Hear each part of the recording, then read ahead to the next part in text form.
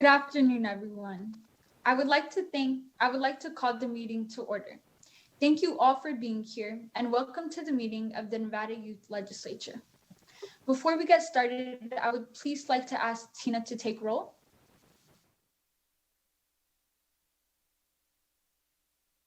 Youth Legislator Abebe. Present.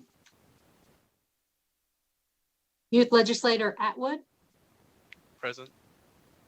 Youth Legislator Bieda. Present. Youth Legislator Carver.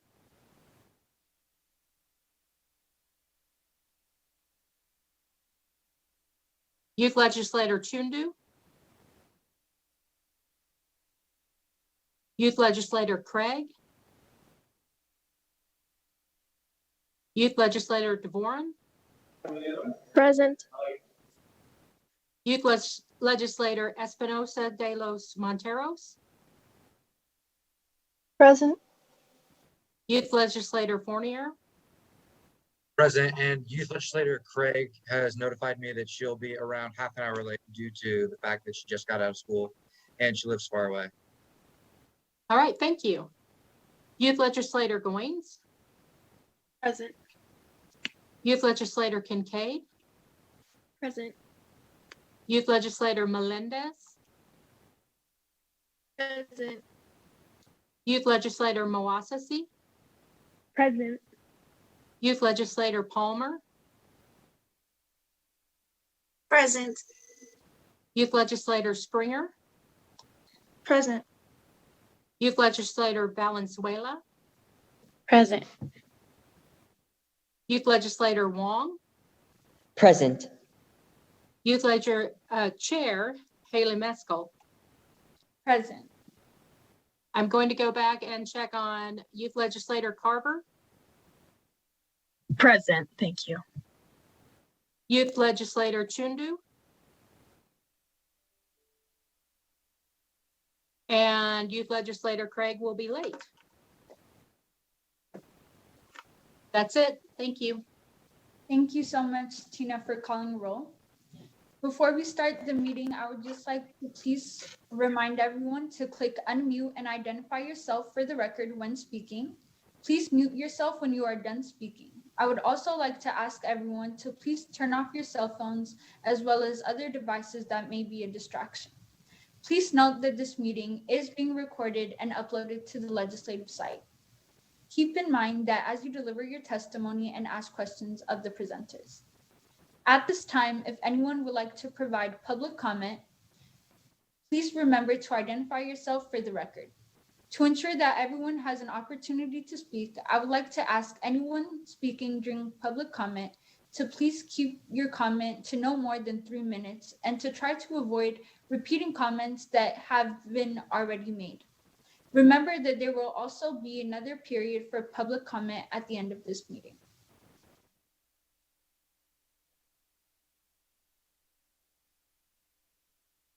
Are there any members of the public who would like to testify at this time? Hi, Madam Chair. The public line comment lobby is open and working. However, there are no public commenters at this time. Okay. It appears that we do not have anyone to make public comment at this time, so we will move on to our next portion of the meeting. Our primary focus for today's meeting is to begin the selection process of the BDR that we will be presenting to the Nevada State Legislature during the 2021 legislative session. I want to thank all of the youth legislators for the time and attention you have devoted to preparing your BDR ideas. I'm very excited to hear what you guys are proposing today. We will now move on to item number 5 on our agenda. Our last meeting was held on September 2nd, 2020. Copies of the minutes of the meeting have been provided to you. I will accept a motion to approve the minutes. Would anyone like to make a motion to approve the minutes at this time?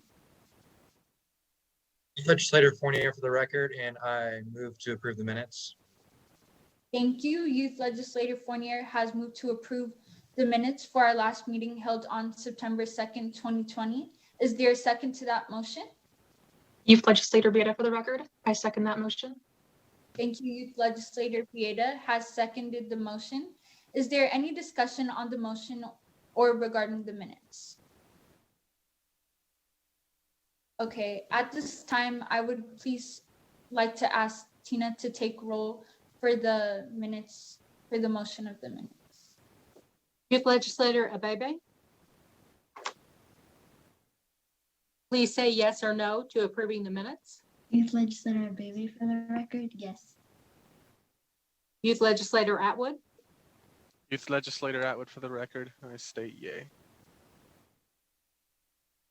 And you don't need to identify yourself for the record when I call on you. Youth Legislator Bieda? Yes. Youth Legislator Carver? Yes. Youth Legislator Chundu? Youth Legislator Dvoran? Yes. Youth Legislator Espinosa de los Monteros? Yes. Youth Legislator Fournier? Yes. Youth Legislator Goins? Yes. Youth Legislator Kincaid? Yes. Youth Legislator Melendez? Yes. Youth Legislator Mawasasi? Yes. Youth Legislator Palmer? Yes. Youth Legislator Springer? Yes.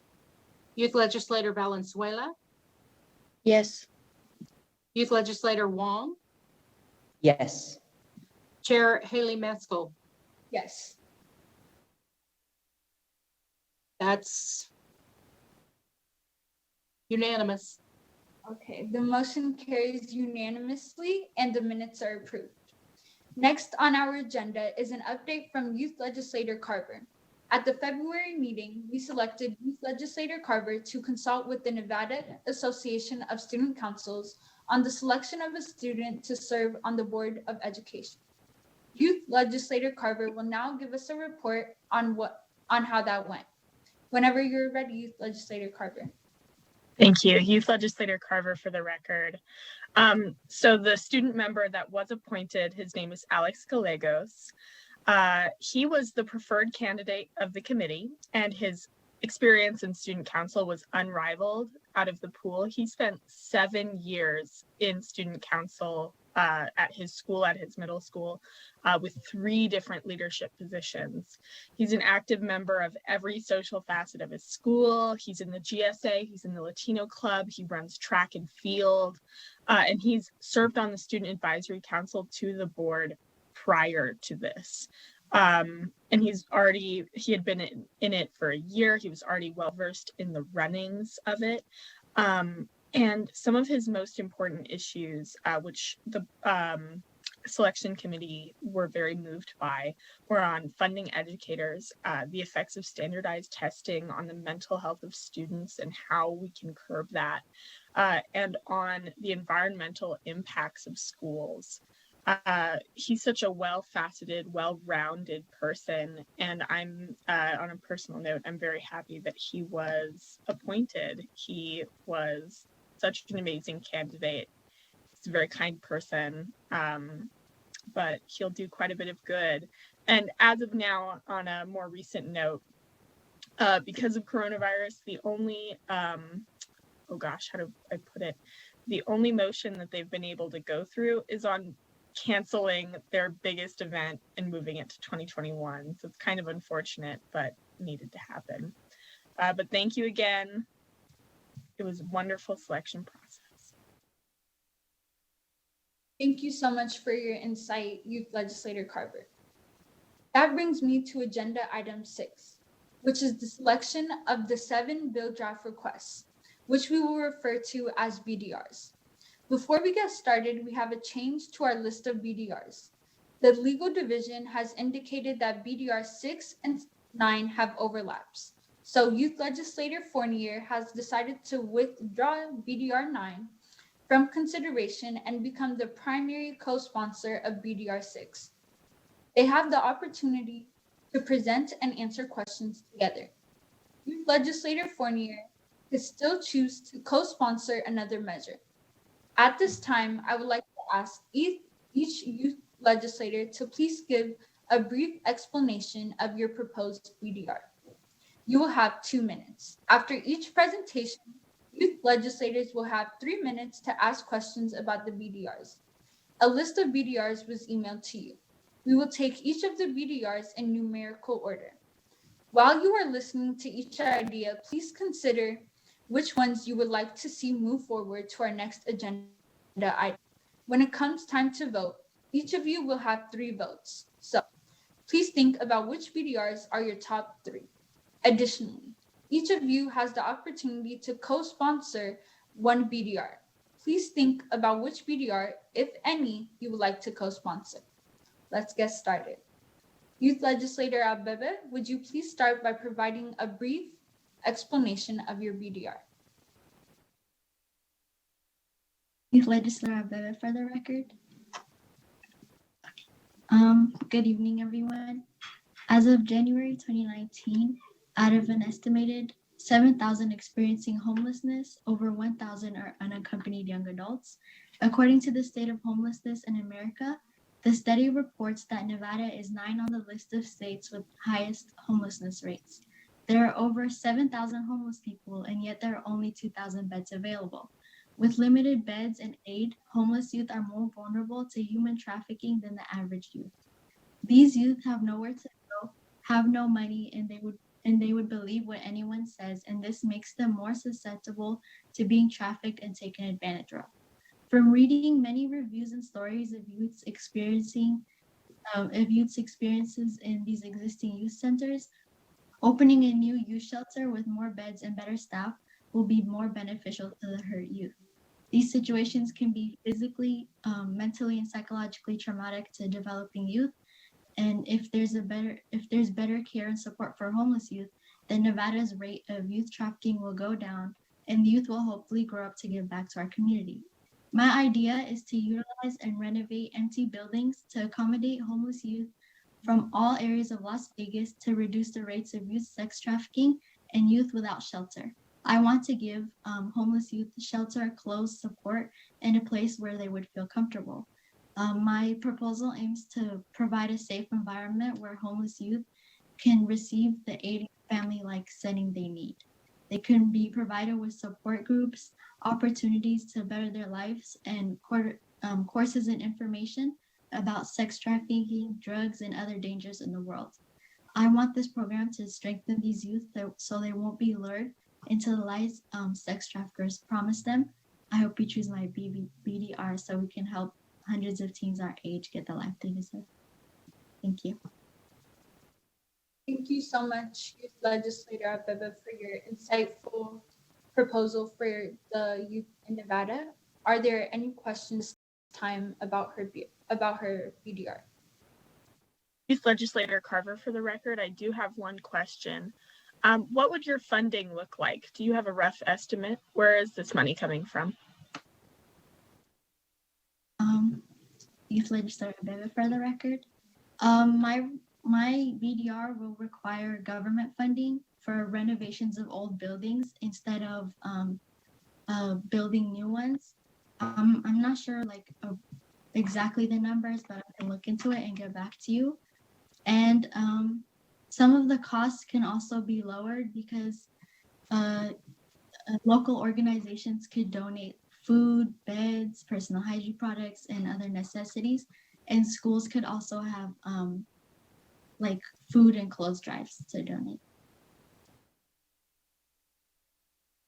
Another question, I'm sorry, I'm Youth Legislator Carver, for the record, I'm very interested in this issue.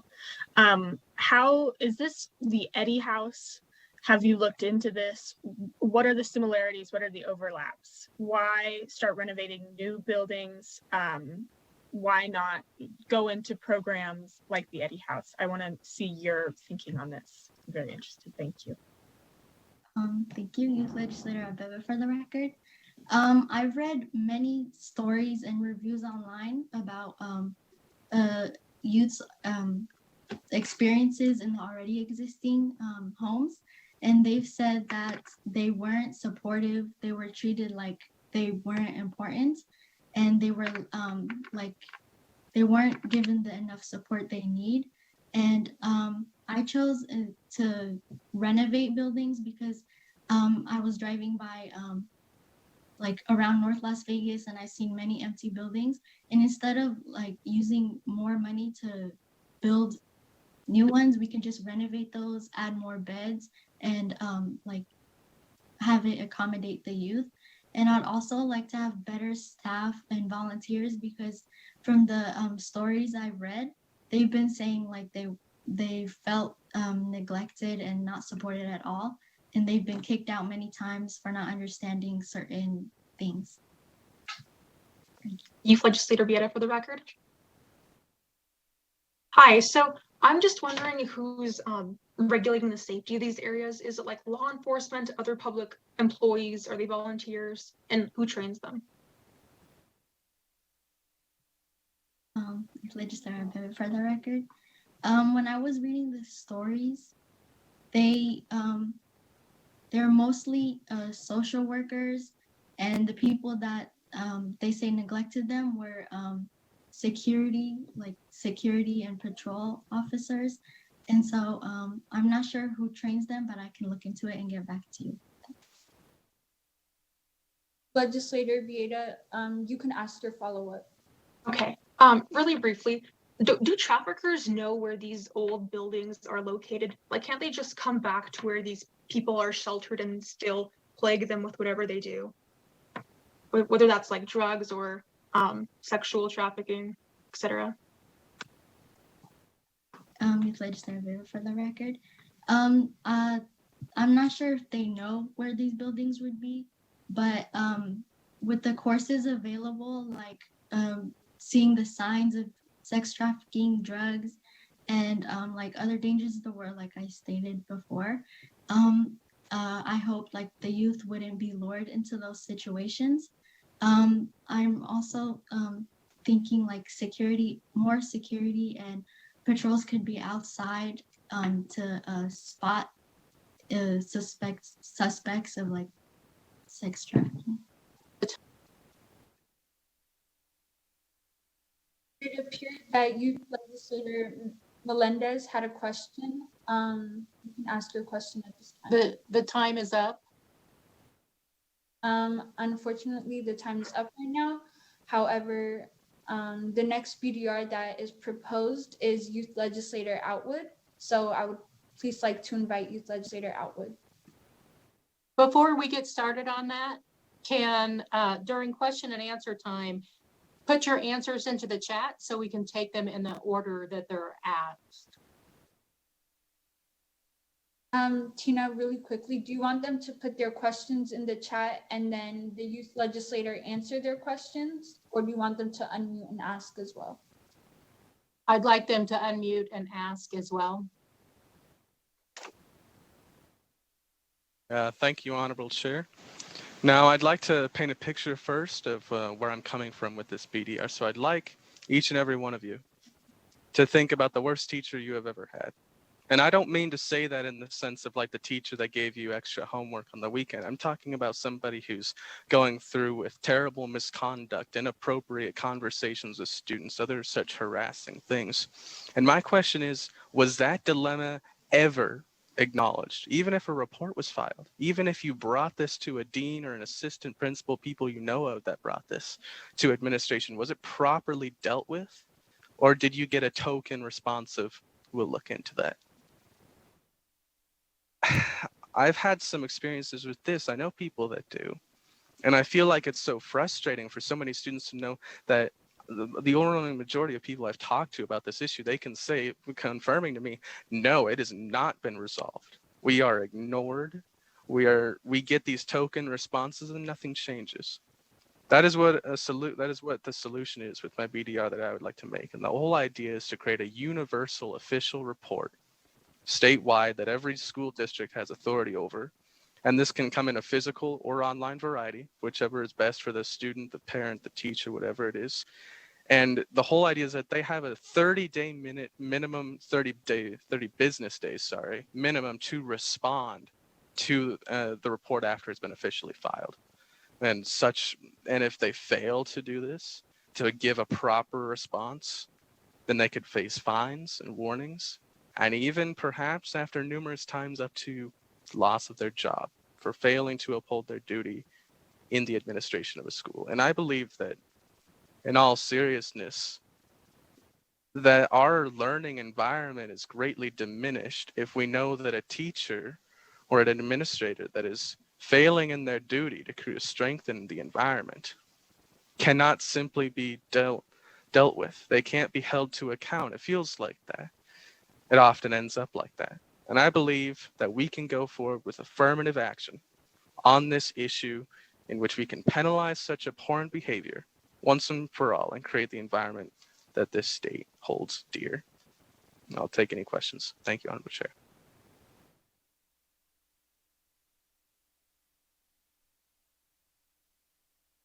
It appears that Youth Legislator Palmer has a question. You may ask your question at this time.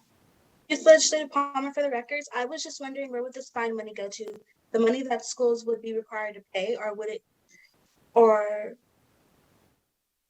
it just go back? Would it just go back into the schooling fund? Sorry, could you restart the question? It said the internet connection was unstable and it cut you off at the beginning. I was just wondering, where will all this fine money go to that we would find schools, and especially with how little funding Nevada schools already get? Where would we put this money? Okay, so the fine would be taken directly out of a teacher or administrator's personal income that they make from a public school, and then it would go directly back into that public school for whatever, the appropriations that the district makes to that school. Youth Legislator Bieta, for the record. Who determines the response, who determines what the response should be when teachers or administrators make this transgression? And then from there, who can tell and handle its appropriateness? Thank you for the question. The whole idea would that be, in the sense for a teacher anyways, then that would just be the school's administration that would go over, because their job is, of course, to administer the school. And if it is an administrator for the school, then the issue would be brought to the Board of Trustees for a school district. And then from there, it would be up to them to decide how that is dealt with. But I would be willing to look into working on possible direct language that could be dealt with specific situations. I mean, especially if it's law breaking, of course, and that needs to be brought to law enforcement. Youth Legislator Melendez, you may now ask your question at this time. Youth Legislator Melendez, for the record, slightly piggybacking off the previous question, how can we ensure that there will be no bias from the entity, the person, or the group of people handling these reports? Bias will always be an inherent thing, and that is what I understood when making this, which is the reason why there are penalties to failing to actually deal with it. And of course, if these reports are piling up on somebody and the like, and they're only giving a token response, or they're not bothering to actually deal with the issue, then that would be when it would be able to be brought to the Board of Trustees. And then we could be looking into more how the Board of Trustees would be holding an individual account for this. Whether that, because the Board of Trustees is over the administration in this case, so it's bringing, as I said, the issue to the Board of Trustees to hold the administration account. 27 seconds left. Youth Legislator Carver, if your question is fast, you may ask it. Taking money out of their personal salary would be a pension issue. Playboy actually had a issue with that a while ago where they were taking money out of people's accounts. But that would be a pension issue. I don't think that would be possible. So some other way that you could translate those funds, where would they be going? Big questions to think. But I just wanted to make sure that we were keeping that in mind. Thank you. Thank you very much. I appreciate that help. Do you want me to answer that or no? I think we are out of time right now. Youth Legislator Bieda, you may now present your bill draft request. Just over a year ago, 15-year-old Deshara Paschal Campo was sent to court over a crime she was charged with when she was a freshman in high school. It was decided that she would be tried as an adult and thus would have to be sent to an adult prison. As it happens, however, Nevada has no available prisons for adult females, and Ishara was shipped hundreds of miles away to Arizona from all that she's ever known.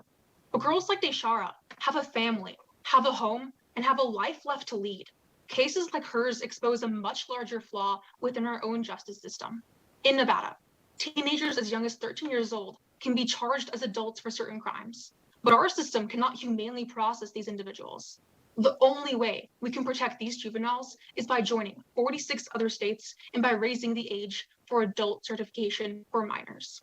Right now, because federal law prohibits minors and adults from mingling in prisons, kids are forced to stay in isolated rooms in facilities that don't meet educational, physical, and other state standards. What's left for kids in prison in Nevada is a miserable, perverse reality where they have to endure teenage prison life alone.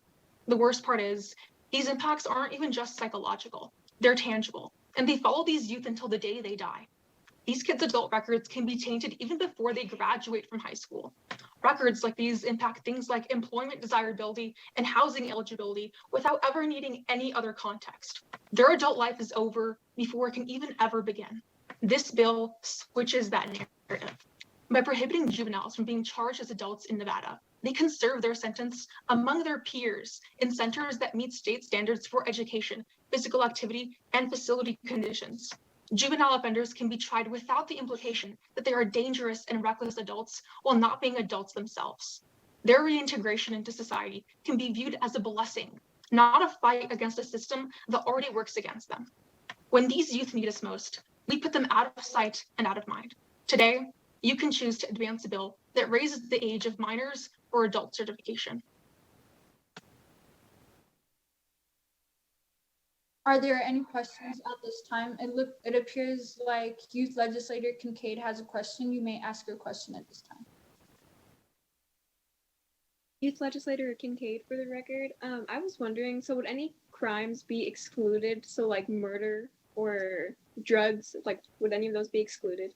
Yes, so there are two notable things in my bill draft proposal. They are, for anyone who's above the age of 17 and commits a sexual crime, they can still be sent to adult prisons and go through the adult certification process because that's also a heinous act. And then the second exception are for kids who are 16 years old and higher who have either attempted murder or actually murdered someone.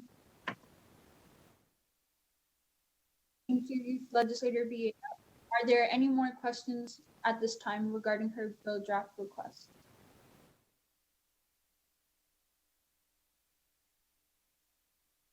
It appears that there are no more questions right now.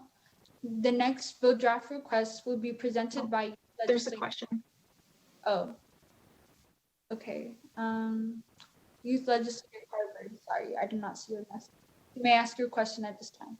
Youth Legislator Carver, for the record. Records are already sealed at 18, aren't they? So would this just to be getting minors out of prison, out of the prison system? No, Is that Oh, sorry about that. So right now, certain minors can be certified, so they can be understood to be adults in the court system. And when you're an adult, that record does not get sealed. Only if you're adjudicated within the juvenile justice system does your record get sealed. But once you're already in the adult system, that record stays with you forever. It appears Youth Legislator Melendez also has a question. You may now ask your question at this time. Thank you. Youth Legislator Melendez, for the record. You mentioned that these juveniles that have been tried as adults were sent to facilities that didn't meet their educational, physical, etc. standards, and that with this bill, they will be sent to facilities that meet those standards. Do these facilities already exist? Where are they? Do we have to build them? We don't have to build them, they already exist. So what I propose in my BDR is that these juveniles instead get sent to actual juvenile detention centers where all of these centers, as according to like the ACLU, tell us that they meet all kinds of standards, whether that's nutritional, physical, educational, and rehabilitative. They meet all of those, while adult prisons for these youth do not. Thank you, Youth Legislator. Are there any more questions at this time? Okay, it appears as if there are no more questions. Really quickly before we move on to the next BDR, Tina, is it okay if the youth legislators just put their name instead of typing out their whole question, so that we could choose on them and then they could write their name? Oh, that's a good idea. So if you guys have a question, you can just type in your name and then you will be chosen. Again, thank you so much, Youth Legislator Bieda, for your BDR. Our next youth legislator that will present their BDR is Youth Legislator Carver, please. Hello, everyone. So my bill would seek to prohibit the sales of any semi-automatic firearms and require the registration of any firearms bought previously or in the future. Why is this an issue? Assault weapons, so that's semi-automatic firearms, have been used in the 7 deadliest mass shootings in the last decade in America. And in an analysis of public mass shootings resulting in 4 or more casualties, found more than 85 of such casualties were caused by semi-automatic firearms. There are 54,000 firearm owners in Nevada. We have one of the highest domestic abuse rates in the United States. How many domestic abusers have already bought guns?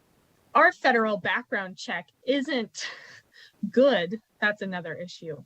But when we look at all of the past 7 shootings that I mentioned before, Mr. Paddock, Stephen Paddock, of the Las Vegas shooting in 2017, legally purchased 33 of the firearms he used to kill 57 people, later 61. 33 of those firearms were legally purchased. He passed a federal background check. He passed a state background check. When we look at Nicholas Cruz from the Marjorie Stoneman Douglas shooting in 2018, he legally bought the AR-15 style rifle at Sunrise Tactical Supply in Florida, where he killed 17 of his students, peers, and teachers. Previous semi-automatic weapons bans have happened on the federal level.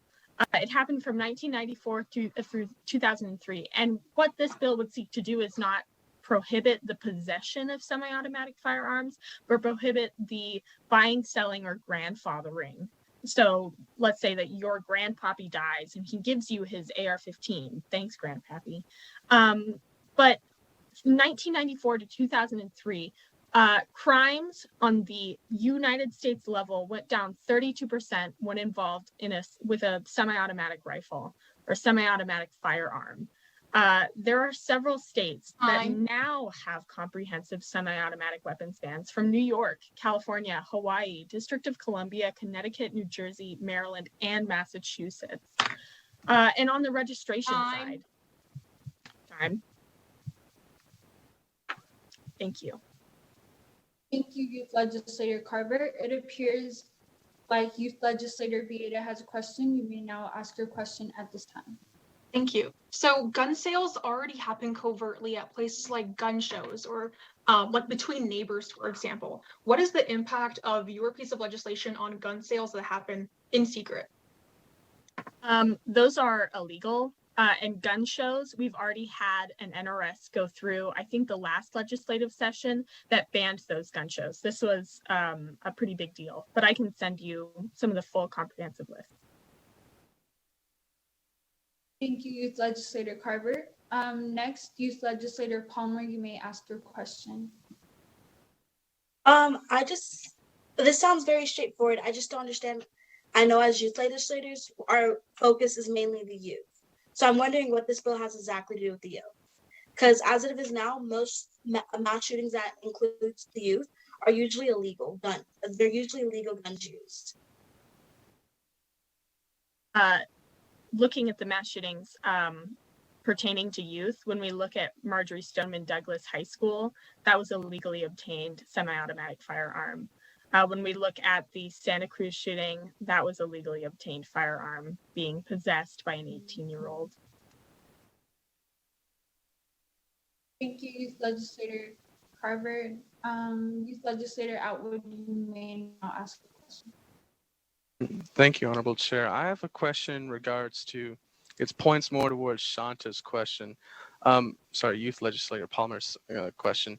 If sorry, youth legislator Atwood for the record. But nonetheless, so if the whole idea is if this pertaining to the youth anyway, is about making sure that the youth don't get access to semi-automatic firearms legally and through purchasing anyways, then why not simply raise the age to 21, such as what Florida did? Youth Legislator Carver for the question. Good question for the yes. When we look at Florida, they actually have a very comprehensive ban on it. So they did raise the age, but they also banned the sale of it. So they don't sell semi-automatic firearms anymore unless you have a permit for it, and licenses are not afforded to people above 21 or below 21. Sorry. Legislator Carver. Tina, do we have time for questions? 15 seconds left. 15 seconds? Now 10. Okay, I don't think we have time for another question, unfortunately. Thank you, Youth Legislator Carver, for your bill draft request. The next BDR is BDR number 5, which is proposed by Youth Legislator Hindu. You may now present your BDR. Youth Legislator Chindu for the record. So my BDR is about homeless youth. During COVID-19, there has been a lot of turmoil with people being able to keep their jobs, keep their houses, keep their livelihoods. And a population that has gone under the radar is homeless youth, how they're coping with the situation. A lot of homeless youth who are going through the college admissions process right now, just like you and I, are very uncertain about how the future is going to look, about how federal aid is going to treat them in the process, and about how their financial stability could affect their admission to a traditional school or even vocational school. But the most important thing, I think, for individuals between the ages of 15 and 18 is how they can showcase their skills to an institution or to a job. And when they don't even have a high school diploma that honors their credit or honors the skills that they've gained in their life, then they have nothing to show for all of their years of life. They don't have a great chance at aid. They don't have a great chance at scholarships, and at convincing entities to accept them, even though they're homeless and even though there are some other drawbacks with accepting students of lower socioeconomic status or whatever it may be. There are federal programs that attempt to keep homeless students in school. However, a lot of the federal programs don't mention credit transferal from high school to high school, middle school to high school. And when homeless kids relocate to a new area for whatever reason, usually it's just to survive. They have to start from scratch. They have to repeat a grade, multiple grades maybe, and it's horrible. So my BDR is a BDR that Nevada colleges would need to organize together. It would just be a BDR to make sure that educational credit is honored by institutions, part of that coalition that agree to sponsor this bill and agree to have some stake in it. And the purpose is just so that these homeless youth who have been ravaged by their situation, and on top of that, COVID and instability with school being all online, to finally obtain that educational credit and not keep rewinding back to things that they've already learned, and to actually power forward with their lives. Time. Thank you, Youth Legislator Chindu, for your BDR.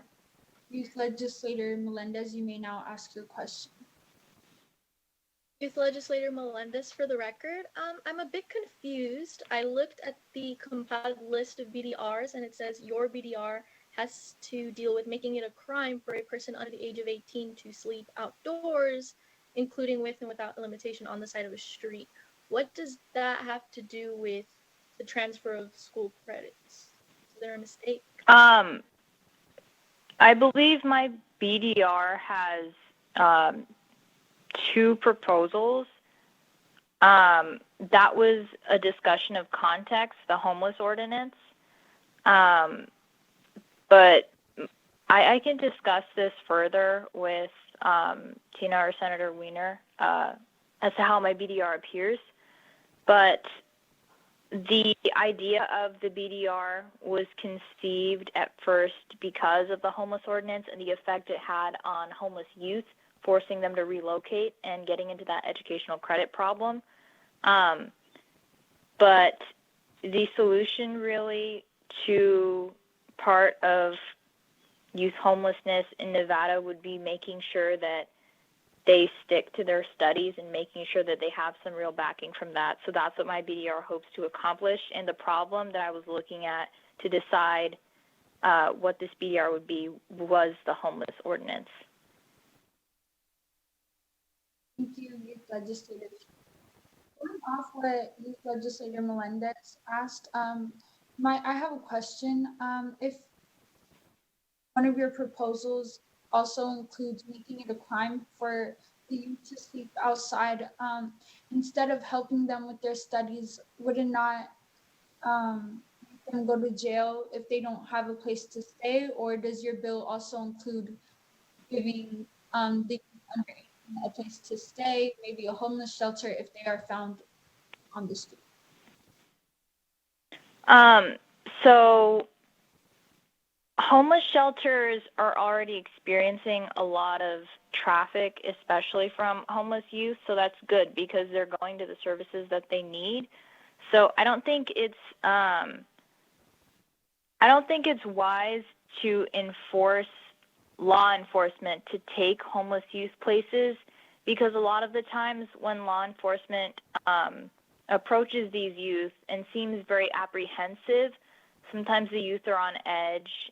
They feel like they're doing something wrong. So the best thing, I think, is to allow them to seek these services themselves and not have law enforcement get in the way. But with the homeless ordinance, the issue with that, with criminalizing people sleeping on the streets, is they would force the homeless youth to relocate farther away from all of the services that they'd found in their temporary area. So with this BDR, what I wanted to accomplish is reducing law enforcement's presence in the lives of homeless youth, so to speak, but increasing the amount of services and the amount of honor that they get in the educational system. Time. And I think there was a misunderstanding because it prohibits laws that make it a crime. It doesn't make it a crime. Okay. Thank you for clarifying, Tina. The next BDR that will be presented will be here's Youth Legislator Craig is here. So Youth Legislator Craig, co-sponsored by Youth Legislator Fournier, it will present BDR numbers. Actually, 1 second, Madam Chair. I'd like to request that we go later in the day, as Youth Legislator Craig is still driving home. And I don't want her to be text or speaking while driving, putting her at any sort of risk. So is it okay if we request to go either last or just later? Yes, that is fine. Okay. All right. Thank you so much. Madam Chair, Senator Wiener here. By the two options Youth Legislator Fournier offered, this measure could be considered as the last BDR on the list, as you are still in this order of business. Okay. Thank you, Senator Wiener. The next BDR that will be presented is BDR number 7, which is proposed by Youth Legislator DeVoron, please. Hi, Youth Legislator Warren for the record. I'm so sorry, but my connection is very bad right now. If I could just go a couple of people down, I can get a better service. I'm so sorry. That's no problem. You can go second to last or last. The next BDR that will be proposed is number 8, which is by Youth Legislator Espinoza de los Mentores, please. Thank you, Madam Chair. There are many incidences of students getting hit by vehicles, either walking to or from their school campus. I found an article that was published in January of this year that states so far in the 2019-2020 school year, 36 students have been hit by vehicles going to or from school in Las Vegas alone. A story that actually inspired me to create this BDR is of a student who was walking from their school and was tragically hit by a car and passed away. The school in which they attended put up traffic control pedestrian crossing lights on that street, and when asking drivers on how this improved or affected them, they said that it was necessary and that it helped them see students crossing the street. My BDR is to have it mandatory for traffic control pedestrian crossing lights to be put on every major street adjacent to school campuses. This will hopefully decrease the amount of cases of students getting hit by vehicles who aren't paying attention. Thank you. So much, Youth Legislator Espinoza de Wilson. Youth Legislator Dieta, you may now ask your question. I don't believe it was me who was suggesting to go first. I believe it was Youth Legislator Melendez. Sorry about that. Youth Legislator Melendez. Does it start from Youth Legislator Melendez and then Carver? Legislator Melendez, you may now ask your question. Thank you, Madam Chair. Youth Legislator Melendez, for the record, where are we getting the money for this infrastructure?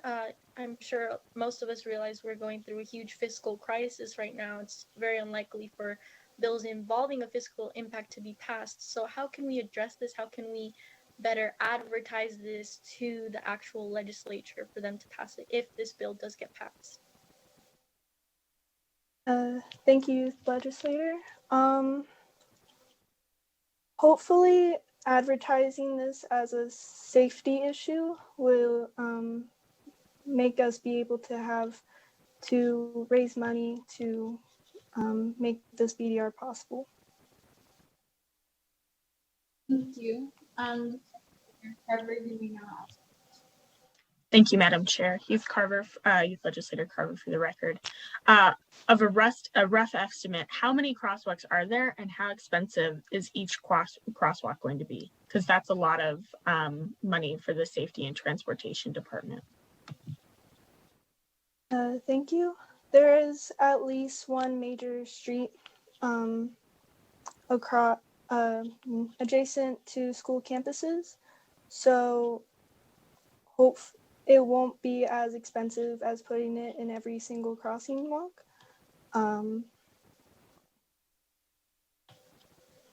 So one crossing light for every school, at least. Youth Legislator Bieda. So I'm just curious about what you think about, say, the necessity for rural public schools to have crossing lights near them, especially when there's like a lot less traffic occurring around it. It won't be as mandatory in rural areas. However, if there is a school which there involves heavy traffic, that it would be mandatory. Legislator. Youth Legislator Palmer, you may now ask your question.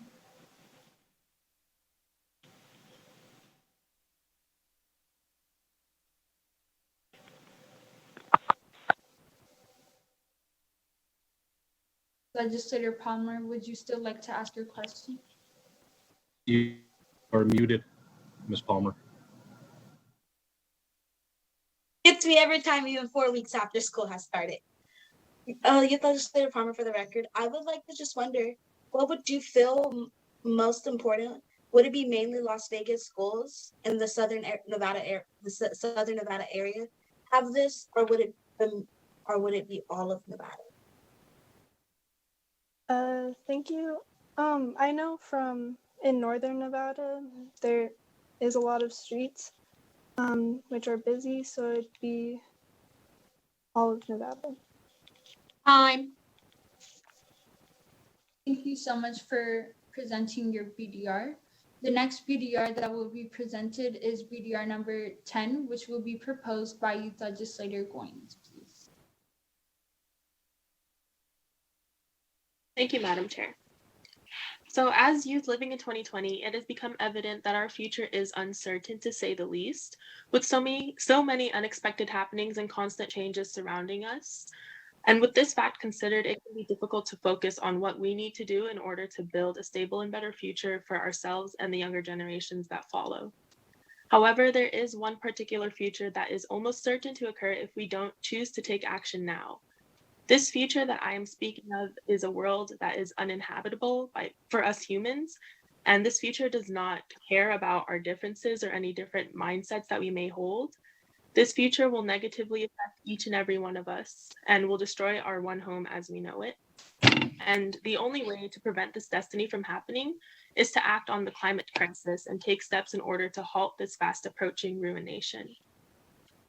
So my bill would propose, or it would require the complete ban of polystyrene lunch trays in schools throughout Nevada, and instead replace them with compostable or more sustainable trays, plates, or containers. Polystyrene poses not only a health hazard due to its levels of styrene, which is a neurotoxin, according to the National Toxicology Program, but it also poses a great environmental threat because polystyrene is neither biodegradable nor accepted in most recycling programs. It ends up in landfills as microplastics, which then transfer into our oceans and would pollute our oceans and further degrade our environment. And thousands of students rely on the lunch program, and so that's why I'd like you to consider my bill. Thank you so much, Youth Legislator Goins. I would also like to encourage anyone who has yet to ask questions, and feel free to write your name in the chat. I believe that Youth Legislator Bieda has a question, if I'm not mistaken. I do now. Youth Legislator Goins, I'm just curious, instead of creating a blanket law for all schools within the state, do you think it might be better for schools to implement these trays on a case-by-case basis? For example, if one school can afford compostable trays, that's great. But if another school can find like a better alternative, shouldn't they be free to pursue that alternative? Youth Legislator Goins, for the record, by all means, if a school does propose to use a more compostable or more sustainable tray or container, then they can go ahead and do that. And I hope that would inspire other schools to do the same. But I believe by implementing a ban or a bill, as I'm doing, it would get the steps done faster and it would be more immediate, which is what I believe we need to do in order to stop the climate crisis as soon as possible. Thank you, Youth Legislator Goins. I believe Youth Legislator Carver has a question. You may now ask your question. Thank you, Madam Chair. Youth Legislator Carver for the record. What about schools that have an independent contract with polystyrene companies or polystyrene distributors? That could take years to phase out. And the monetary effects of breaking those contracts would be pretty huge. What about that? So I haven't considered, or Youth Legislator Goins for the record, I haven't considered or discovered of any schools who do have sort of independent contracts with polystyrene production companies. But to answer your question, I would probably work with the Board of Trustees in order to discuss plans with these schools to reach different approaches that are more sustainable and more eco-friendly for their schools, because I believe that every school in the district needs to take this action in order to reach the effect that I would like to see, which is a more sustainable future for all of us. So definitely confining with the Board of Trustees and talking with them to develop a sort of plan with these schools. Next, Youth Legislator Palmer has a question. You may now ask your question. I withdraw my question. Carver asked it. Thank you. Youth Legislator Wong, you may now ask your question. So what I was wondering was, to what extent would this legislation affect the climate crisis? Like, how big of a problem are these trays? So the production of these trays does have a huge effect on global warming. The different compounds that are used to produce these trays has a great effect on global warming, as well as I mentioned the pollution of our oceans, which can negatively affect our food chains, as well as the different marine life that live in our oceans. And to kind of give an estimate and to show you how much an effect on banning these trays would have, I believe it was New York City that implemented Trayless Tuesdays, where they stopped the use of polystyrene trays on Tuesdays. And just by doing that, they reduced the amount of styrene foam tray use by 20%. And so if we're relating that back to the effects that polystyrene has on our oceans, as well as our air and our global warming, it would have a pretty big effect. Time. Thank you, Youth Legislator Goins. The next BDR that will be presented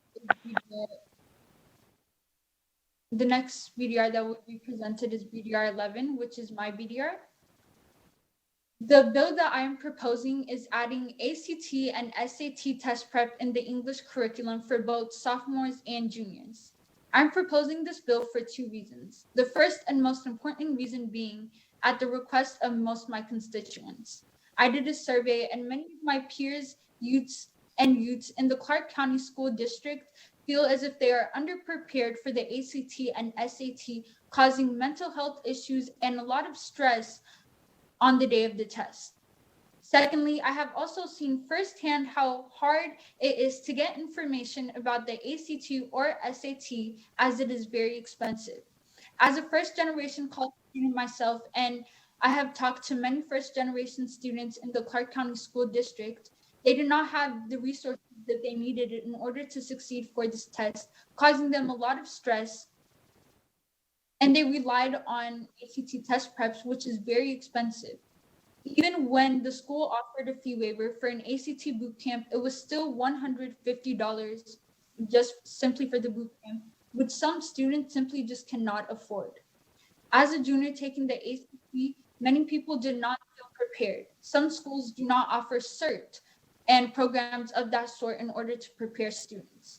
Other students do not even have the means to pay $60 in order to receive an ACT book. I urge you all to please vote for this bill because I want the youth in Nevada to feel more confident in their ability to take the test because they were well prepared in school. In Nevada, the average ACT score in 2019 was a 17.9. Although Clark County School District is the 5th biggest district in the nation, it is the lowest ACT in the whole country, which is lower than the national average, which is a 20. This proposal will help get the stage average up, as well as help students get the resources they need in order to get a better score, leading in both college admissions as well as scholarships. When we give students the resources that they need in order to succeed, it will raise their chances of getting admitted into college and making the whole standardized testing, which is a requirement in order to get into most colleges. It will make it fair. So I urge you all to please vote for this bill. Thank you. I am now open to any questions. Youth Legislator Carver for the record. I think I'm first in line. So why in English class, not during math class or during homeroom when it would cut into teaching time?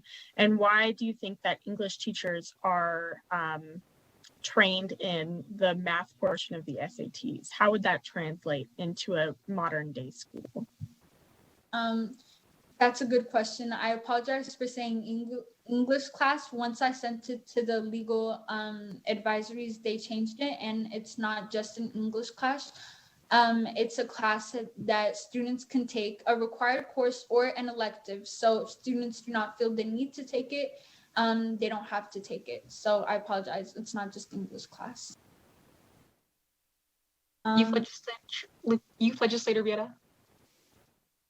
Okay. Do you think that Oh, you can go ahead. Sorry. apologize? Do you feel that we're pushing the college narrative too far? Like, what do we say to the kids who perhaps already have a selected path for their future that doesn't require college? Right. Good question as well. For the students that do not want to pursue a college education, they do not have to take the course that is being offered as it is an elective, so they can choose not to take it. So I hope I answered your question. Looks like Youth Legislator Fournier has a question as well. Yes. So as you were saying, the ACT and SAT causes a lot of test anxiety and could also be correlated to like pregame jitters for athletes. And my question is how would this class that students would be taking as an elective help with pregame jitters? Great question.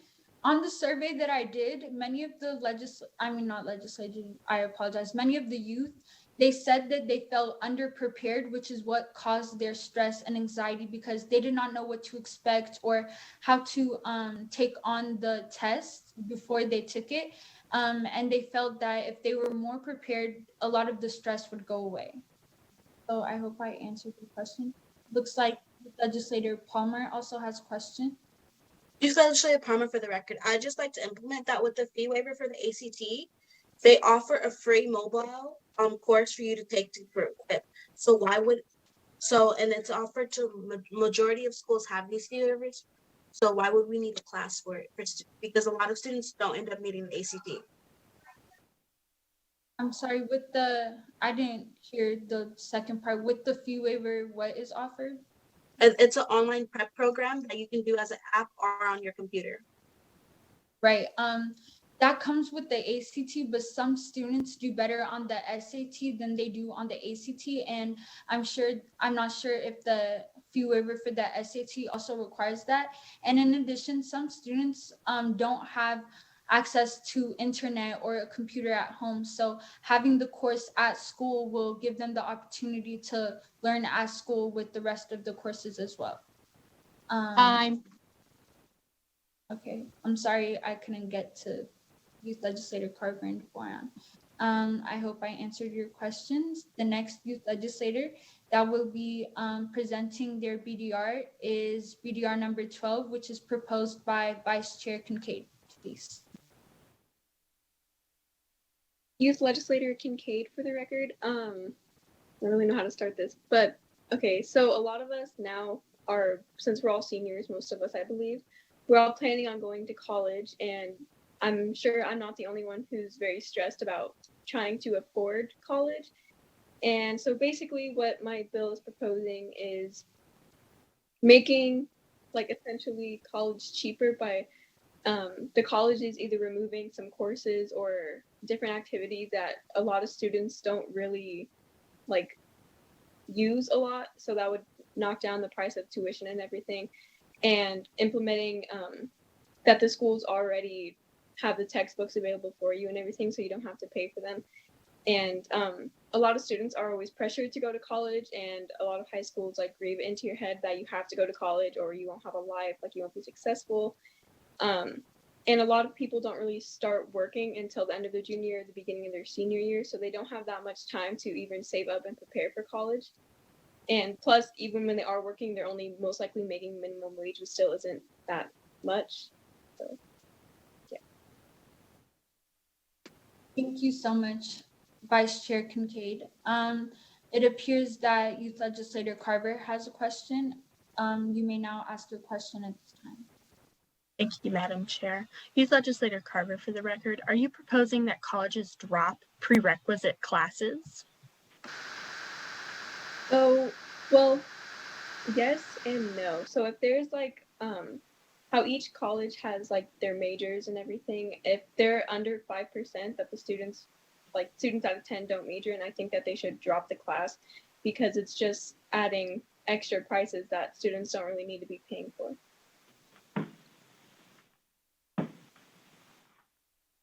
Youth Legislator Palmer, for the record, I would just like to question. I know there's a lot of scholarships Nevada offers for simply just having a 3.0 and sorry, they have offer a 3.0 and a lot of students end up going to college practically for free in Nevada. So why would we end up including this if it's practically free already? This would, I thought about that too when I was thinking of this, because I know that there is federal aid and everything out there available.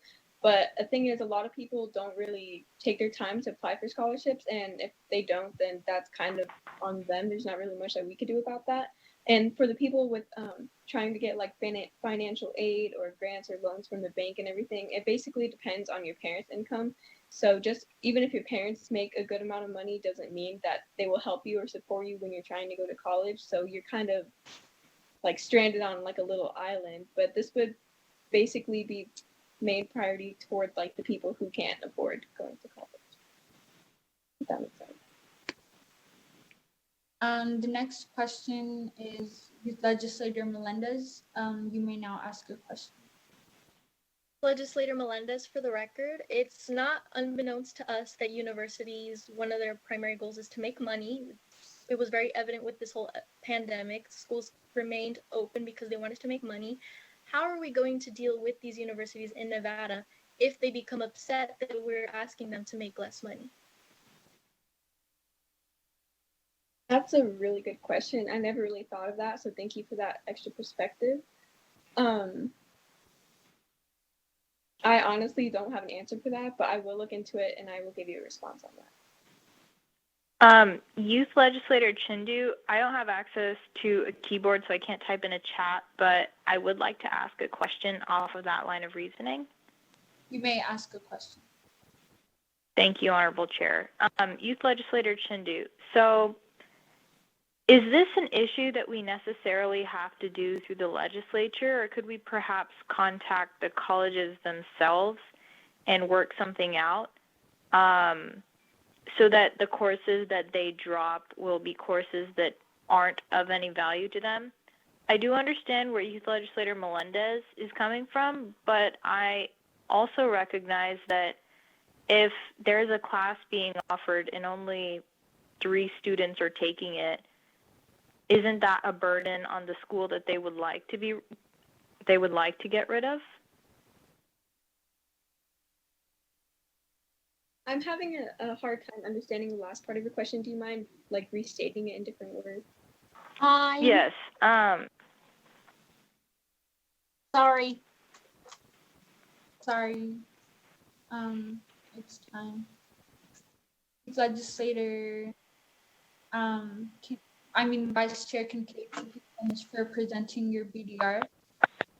The next person that will present their BDR is Youth Legislator Melendez.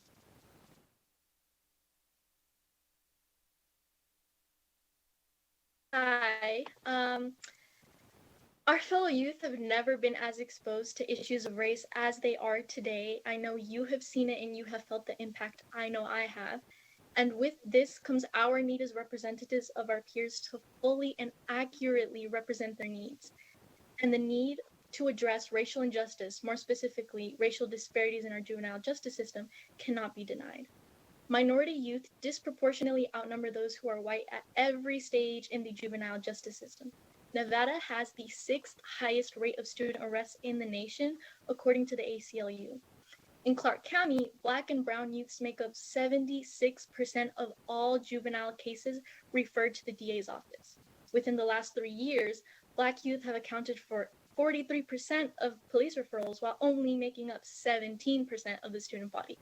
These statistics are extremely hard to ignore. My bill would require all officials who are part of the juvenile justice system to undergo cultural and racial competency trainings, which would be funded by local organizations. The Office of Juvenile Justice and Delinquency, which is part of the U.S. Department of Justice, themselves supports this. In a research paper conducted by the department, they said prevention workshops modeled after sentencing institutes in the adult department should be held for juvenile court personnel. Such workshops would promote discussion and evaluation of decision-making with regard to minority youth. Prosecutors would also not be told in advance the race of the juvenile on the police report they are given when they are planning the prosecution of said juvenile. These actions better ensure that our students have more time in the classroom and less time in facilities that they should not have been put into in the first place. Whether it's Northern or Southern Nevada, our brothers and sisters of colors deserve to be treated with absolute equity when it comes to our justice system in Nevada.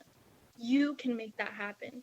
If you allow my bill to move forward onto the next stage, I will be able to better show you further evidence for why this bill would completely change our juvenile justice system here in Nevada for the better. Thank you. Thank you so much, Youth Legislator Melendez. Youth Legislator Palmer, you may now ask your question. If I'm correct, Youth Legislator Vieta was before me. She just commented a little early. I apologize. Youth Legislator Vieta, you may now ask your question. Thank you, I appreciate it. So despite training and despite like redacting certain races on police reports, we know that we can't always eliminate bias at every single stage of the process. So at points like sentencing arguments, where prosecutors are always in court with a certain defendant and can see them and can see what race they are, what eliminates the bias that's present when they're choosing exactly what sentence to give the defendant? Youth Legislator Melendez, for the record, I completely understand where you are coming from. When I was researching this, actually, the topic of prosecutors and their role in prosecuting juveniles was mentioned. And I know it was evident in other states upon my research that prosecutors, when they are creating their case against this defendant, normally when they look at the police report, one of the things that they see is the race. And that allows them ahead of time, before they get to court, to come up with evidence to further, I would say, advance that bias if they have that bias. So by eliminating it off of the police report, they would not be able to have that extra time to further their bias in court. Thank you, Youth Legislator Melendez. It appears that Youth Legislator Vieta has a follow-up. You may ask your follow-up. Okay, I'm sorry for taking up so much time, but in the case that you still have prosecutors seeing the defendant in court, can they not still switch their sentencings based on their biases? I do appreciate the answer though on like limiting the biases as much as possible. Yes, the whole point of my bill is to try and limit bias as much as possible. So by having them undergo racial and cultural competency trainings, that would eliminate as much as possible. I cannot go to someone and completely erase their biases from their minds, but I do have the responsibility to try and limit it as much as possible, which is the purpose of this bill, the goal. So it's not possible to completely change everybody's mind completely, but it is possible to limit it. Thank you, Youth Legislator Melendez. Youth Legislator Palmer, you may now ask your question. My question simply was that I guess it's more of a follow-up because I really love this bill when I first read it. And it was mainly how would you go about getting this training done? Yes, so a lot of local organizations here in Nevada have advocated, for example, ACLU, Make the Road Nevada, they have advocated for, one of the goals was ending the school to prison pipeline. And what they do is that they actually go to these people in charge, particularly police departments, and they have these one-on-one conversations. They present them with evidence, with true stories, and that's one of their goals. So that is how we would go about things. Youth Legislator Melendez. Youth Legislator Carver, you may now ask your question. Thank you, Madam Chair. Youth Legislator Carver for the record. Going forward, how is this going to start getting youth and people of color? Shoot. Legislator Carver. The next BDR that will be presented is BDR number 14, which will be proposed by Youth Legislator Mawasasi. All right, Youth Legislator Mawasasi for the record. Thank you, Madam Chair, and thank you for this opportunity. Through the research of the 18 school districts in Nevada, I realized there were gaps between the crucial information provided on anti-bullying. Counties like Esmeralda, Lyon, and Churchill offered limited information compared to Clark and Washoe County school districts. A student living in Lyon County might risk the possibility of not knowing the law and their rights compared to a student in Clark County who has adequate resources. I want to close the disparities and inequity gap between the school districts in Nevada regarding anti-bullying informational pamphlets offered to the public. Therefore, I suggest that the 2 largest school districts in Nevada with economic means and resources be required to share and collaborate the content of the pamphlets mentioned in NRS 388-1341 with the other smaller school districts, both in Spanish and English, in lay language, to create a more equitable and cost-efficient anti-bullying effort across the state. The information is already created by counties like Washoe and Clark County, so there would be no extra fiscal impact creating the pamphlet. And the only fiscal impact that I could imagine is that the time that it would take for the counties to communicate when sharing information. All students deserve an equal opportunity to anti-bullying information, and my bill offers the state a fiscally efficient and conservative method of closing inequities and disparities for the students in Nevada.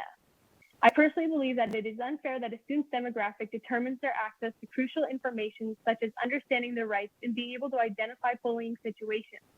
I'm trying to leverage the work that is already done by larger districts like Clark County and Washington County and simply have them share their resources with other districts. While the bill challenges a larger problem we are facing on a smaller scale regarding gaps between communities, I believe that this bill will positively impact all communities across the state and help protect our fellow Nevadans and our fellow youth. Thank you. Youth Legislator Mawasasi. I have a question. My question is the pamphlet, when it provides resources for like bullying and stuff, will it be in each school? And if so, then can the school just put the resources in their local newspaper or their local news outlet as well? Thank you for your question, Youth Legislator Mwasisi, for the record. So the pamphlet itself, it does have resources on what is bullying. For parents and guardians too, it also covers what happens when your child is the bully or what happens when your child is being bullied, and then resources for students to understand their rights and laws. And so the pamphlet currently, for example, in Washoe County is offered in schools and offered in, from what I understand, it's offered in the schools that I've attended in when I attended public school. And then it's also offered online. The only problem is that it's only offered in English. So therefore you're creating a gap between Spanish speaking families and English speaking families. But it could be possibly offered through news outlets, but the goal right now is to get it on every county's website and get it so that they can offer it digitally and physically, so all people of Nevada have access to the same pamphlet, or the pamphlet that just offers a good adequate amount of resources. Legislator Mawasasi. Youth Legislator Vieta, you may now ask your question. My question was answered. Thank you. Youth Legislator, I believe it's Goins, you may now ask your question. Thank you. So my question was also addressed kind of on the basis of virtual pamphlets, but I'd also like to ask a different question concerning the idea of pamphlets in general. So would your bill also kind of address the idea of teaching bullying to students and teaching students what bullying is about? Like, would your bill address how bullying is brought up in classrooms, or would it just be through like tangible means such as pamphlets and things like that? Thank you for your question, Youth Legislator Mawasasi, for the record. My bill would specifically go towards spreading the pamphlet. So while it would be nice to spread outside and be able to educate students in schools, that obviously has a large fiscal impact in some cases. And especially with the COVID pandemic, the goal is to be as fiscally efficient as possible. So that's why I'm sticking with the pamphlet right now. And so the pamphlet gives students the resources, it gives students the opportunity to get a resource like the pamphlet if necessary. So it'll be offered digitally and physically, so a student can get it in whatever way that they need it. But it's just an opportunity for students to understand their rights and understand what the what state law talks about in a lay language and in a way that, in whatever language that the family or student speaks. Thank you so much, Youth Legislator Mawasasi. I encourage, before we move on to the next BDR, I encourage anyone who has yet to ask a question, if you guys have any questions, to put your name in the chat and to ask questions. It appears that we do not have any more questions, so the next BDR that will be proposed is BDR number 15 by Youth Legislator Palma. Let me just set the stage for you real quick. I'm not racist. I have several Black friends. You're smart for a girl. These are all microaggressions that have been told to students all over our district. And I would like to think that if we were to add microaggression comments such as that to the bullying definition, we would be able to not only efficiently give students a way to speak to teachers, we'd also be giving the voices to those that think those little things are meant to hurt. And it's okay to tell others this. Students of color have been persecuted in the school system in ways many people do not see. I would like to make a change for not only the students in Senate District 7, but all students of color in Nevada. Last year, I attended the Sun Youth Forum where I spoke to students across the Southern Nevada area. One of the talks that came up in our room of home in Nevada we spoke on microaggressions in the classroom from students and teachers. For those of you who don't know, microaggressions is a statement, action, or incident regarded as an instance of indirect, subtle, or intentional discrimination against members of a marginalized group such as racial or ethnic minority.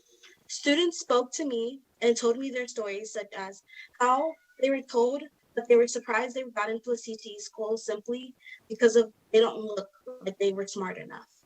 Students have told me how they have come in cultural wear and have been mocked by their classmates simply for what they are wearing. I propose that we make a change to the bullying definition, that would require training of staff members and administrators so they would understand the struggles that their students of color go through on the daily basis. And identifying microaggression situations to not only help the students be able to speak out, but also make them feel comfortable in the Nevada environment.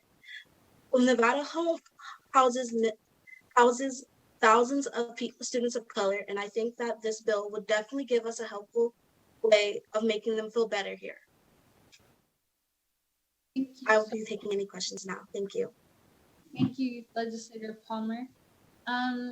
My question is, if microaggressions is added to the definition of bullying within schools and institutions, will the consequence be the same as bullying, or are there already consequences for microaggression, and how will the consequences change if it is added to the definition of bullying? This was actually one of the first questions I was asked when I was telling my constituents about this idea. And one of the ways I thought that we would do bullying is that it would have the same consequences as it hurts just as much bullying does.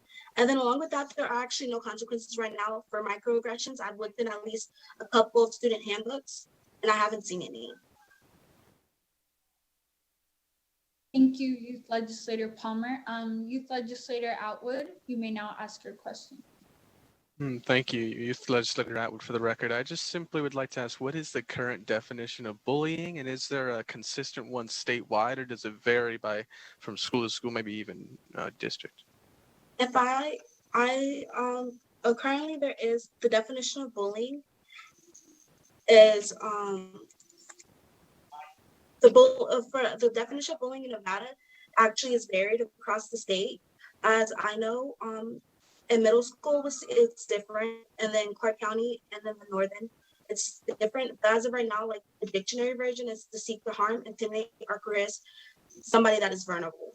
So right now it doesn't even include microaggression. Yeah, all right.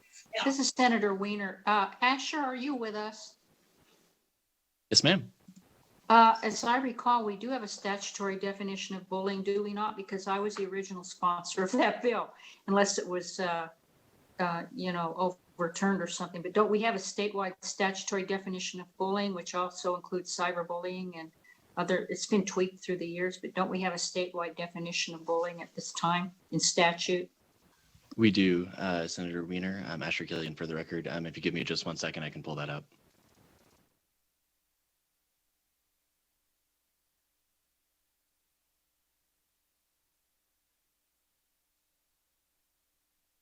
Yes, that's NRS 388-122 and NRS 388-123 that define bullying and cyberbullying. Thank you. Thank you, Asher, and thank you, Youth Legislator Palmer. Tina, this time allow another question. Yes. Okay, Youth Legislator Beta, you may ask your question. I believe it's Carver. I apologize, Youth Legislator Carver, you may ask your question. Thank you, Madam Chair. Thank you, Youth Legislator Bieda. This is Youth Legislator Carver for the record. What would punishment look like? And do you think that punishment, instead of maybe rehabilitation or learning, could create an even worse environment for people of color and students of color? I personally, I think that punishment would look like there would be punishment, but I do think you're correct that there should be some rehabilitation because everybody deserves a chance of growth. So I would definitely wouldn't want to add that to the bill if it was even possible. And then also along with that, I thought it would be a great way to sorry, my tongue is tied. To offer a great way would be to maybe have teachers sit down and explain microaggressions to students after they have gone through training as well. Thank you, Youth Legislator Palmer. Youth Legislator Beta, you may now ask your question. So it seems that generally, I apologize, Youth Legislator Beta. The next person that will be presenting their BDR is BDR number 16, posed by Youth Legislator Springer, please. My BDR is proposing that the Board of Trustees from each school district provides essential learning tools, educational supplies, and resources to one of the biggest groups of people that were greatly affected by the COVID-19 pandemic, low-income families with students and families with students with special needs. Approximately 14% American students enrolled in public schools nationwide are special needs students. In Nevada, around 10% of 400,000 students are considered special needs. Special needs means these students have specific challenges that a non-special needs student would not face. These students have been greatly affected by the COVID-19 pandemic in more ways than one. For example, one of these struggles include not having access to occupational, physical, and speech therapists for the special needs students, which would otherwise be provided at school. Current federal laws to protect special needs children in non-pandemic times include the following. Individuals with Disabilities Education Act, which states that students with disabilities must be prepared for further education, employment, and independent living. Another law is Section 504 of the Rehabilitation Act, which states that schools are prohibited from discriminating against children with disabilities and requires schools to provide accommodations for disabled students, along with Americans with Disabilities Act, and lastly, Every Student Succeeds Act. This last law gives every American child an opportunity to be educated. The pandemic has made accessing education and specific resources difficult to obtain for these specific population of students. Another group of people who are greatly affected by the COVID-19 pandemic are low-income families of students who may be having a difficult time affording the educational tools necessary for the student to receive a good education at home. Low-income students face a significant educational setback and need more assistance than students from higher income homes. All these factors can have a long-term effect with respect to learning and keeping up with their peers. My intent is to level the playing field and fill in the gaps by ensuring the specific challenges are met. The ultimate goal is that students do not fall behind on their educational studies. Thank you, Youth Legislator. Next, I'm sorry, Youth Legislator Carver has a question. You may now ask your question. Thank you, Madam Chair. Youth Legislator Carver for the record. Fiscally, where are these resources coming from? The resources would come from crowdfunding, private donations, and government funds. Thank you, Youth Legislator Springer. The next question will be asked by Youth Legislator Melendez. Legislator Melendez for the record. My question is essentially piggybacking off of the last one. I know my school is over 70% lower income families, and we receive victory grants and we receive Zoom grants. So these grants, are they already not available to the schools that we would be giving further help to? Thank you for the question, Youth Legislator Melendez. As of now, I'm still researching about that, and I'll get back to you within this week. Legislator Springer. Youth Legislator Bieda, you may now ask your question. Thank you. So you just mentioned that this bill might be funded through like crowdfunding. I'm just curious if you think it's the best idea to support kids who are likely our most needy based off of like fluctuating crowd funds. Like we wouldn't have a consistent basis to support these students, would we? Youth Legislator Springer for the record. I'm not certain for the crowdfunding and private donations, but as of now, those are and government funds. As of now, we're relying on the government funds, and the thing I'm most certain about is crowdfunding, but as of now, we're relying on private donations from people who would like to donate to the cause and government funding. Thank you, Youth Legislator Springer. Are there any more questions at this time? Okay. If there are no more questions at this time, the next person that will be presenting their VDR is VDR number 17, proposed by Youth Legislator Valenzuela, please. Youth Legislator Nicole Valenzuela for the record. Nevada is ranked the 50th state in education as of 2019. Counseling needs to be prioritized because without good counselors, we will keep our numbers low. Counselors' jobs are to help guide students through school and any difficulties they are having. I have been speaking to many college students and high school seniors, and they've said nothing but negative things about counselors. Many only see their counselors once a school year, if that. If we hire more counselors, there will be less students to each counselor, and that way there will be more meetings with them. Yes, at the beginning there will be some budget cutting, but in the end, we will have many more graduates that will improve our numbers. Improving our numbers means we will have more attraction to our schools and universities, which will also bring more money. Thank you for listening to my bill and the importance to help the youth of Nevada. So much, Youth Legislator Valenzuela, for your VDR. Youth Legislator Palmer, you may now ask your question. I would like to think, would this be all school levels? Because I imagine elementary school students don't need that many counselors. Or would it just be high school and majority middle school? I think that it should be from 7th grade and above, because 7th grade is when we start getting our credits for like our GPA and stuff. So I think it's more important for when it starts counting for our credits. Thank you. Legislator Carver, you may now ask the question. Thank you, Madam Chair. Youth Legislator Carver for the record. You talk about how it would be budget cuts, that sort of thing in the beginning, but it would over time pay off. Do we even have the space in our budget to do this now? I have not finished doing my research, but I will get back to you.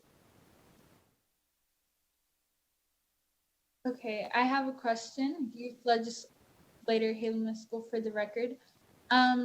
My question is that you stated that Nevada is 50th in the nation when it comes to education, as well as when you spoke to many youth in Clark County, they stated that they have negative experiences with their counselor.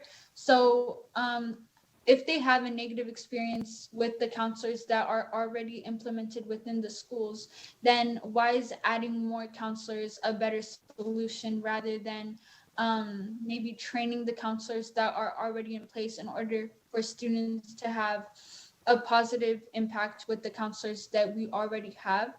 Also, how will having more counselors help students and help Nevada become better in education? Would that be more teachers? Thank you. I think that they already go through a certain amount of training to learn that, but it's very difficult for them to counsel a lot of students at once. So I'm pretty sure they have more than, let's say, around 300 students, which is what my counselor has told me from the past few weeks, that yes, they go through a lot of training. Yes, they go through a lot of like teaching, but it's very difficult for them to do that with every single student when they have a lot. So putting more counselors in will help our numbers go more like above, and it'll also help the students and the teachers as well, since they will all be able to speak to each person more than once instead of just seeing them once, which is mandatory. Time. Okay. Thank you, Legislator Valenzuela, for your BDR. Our last BDR is BDR number 8. Oh, actually, no, it's not our last one. I apologize. But BDR number 18 will be proposed by Youth Legislator Wong, please. Youth Legislator Alex Wong for the record. Climate change is one of the greatest crises to our planet and to our future. We're seeing the effects right now. Forests around the world burn, and in San Francisco, the sky turned orange from the wildfires raging across the West. Glaciers are melting, causing sea levels to rise. Scores of species around the world are coming closer to extinction. And even now, humans are being affected, especially low-income communities. We're seeing more flooding, hurricanes, and droughts. We're seeing temperature increasing along with pollution in our cities. Here in Nevada, the Las Vegas metropolitan area is below EPA air quality standards. All of these climate change impacts are largely caused by greenhouse gas emissions. It will only get worse the longer we wait. This is the great problem of our generation, and we at the Nevada Youth Legislature have a unique opportunity to be part of the solution. Last year's climate legislation gives us the perfect opportunity to pass this BDR. In 2019, Nevada State Senator Chris Brooks introduced Senate Bill 254, which was signed into law by Governor Sisolak. This bill is an expansion of a groundbreaking piece of legislation sponsored by former Senator Dina Titus, and it sets a goal to achieve net zero emissions by 2050. When this legislation was passed, it recognized the need for enabling legislation that can support the efforts to move to zero emissions. And that's exactly what we're going to be doing in this BDR. We can use Senate Bill 254 as a jumping off point to make greater strides in decreasing emissions. Studies show that the energy and transportation sectors are the largest emitters in Nevada. We've already seen progress in Nevada's energy sector. The sector moved from coal power to natural gas and renewable energy solutions, and electric power emissions have decreased by 38% from 2005 levels. But the transportation sector, which was 33% of emissions in 2005, went up to 41% in 2016. To meet our zero emissions goal that was laid out in Senate Bill 254, the state must look carefully at how to reduce emissions in the transportation sector. As the next generation of youth leaders in our state, we need to be on the forefront of the climate change issue. And for these reasons, I strongly urge you to vote for this BDR. Thank you. Thank you, Youth Legislator Wong, for your proposal. My question is, how you stated that lower income people are more affected by climate change, and I was just wondering how they're more affected than other classes, and how does your bill directly affect the youth in Nevada? Thank you. Sure. So especially here in Nevada, they're affected by pollution. As I said in my speech, the Las Vegas metropolitan area, it's actually one of the worst in terms of pollution, like air quality, in the nation. And that's largely because of greenhouse gas emissions, like specifically ozone, which is a secondary pollutant that's caused by the primary pollutants emitted in combustion. And so that's why I'm saying that transportation is going to be the sector that we need to focus on. It has the highest level of impact, specifically for low-income families that are affected by pollution. So pollution causes a host of bad things like lung diseases. We're seeing a lot more asthma, things like that.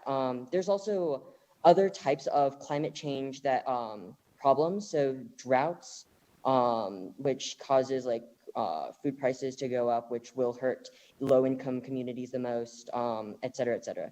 The thing also is that the solutions to climate change can help these low-income communities the most.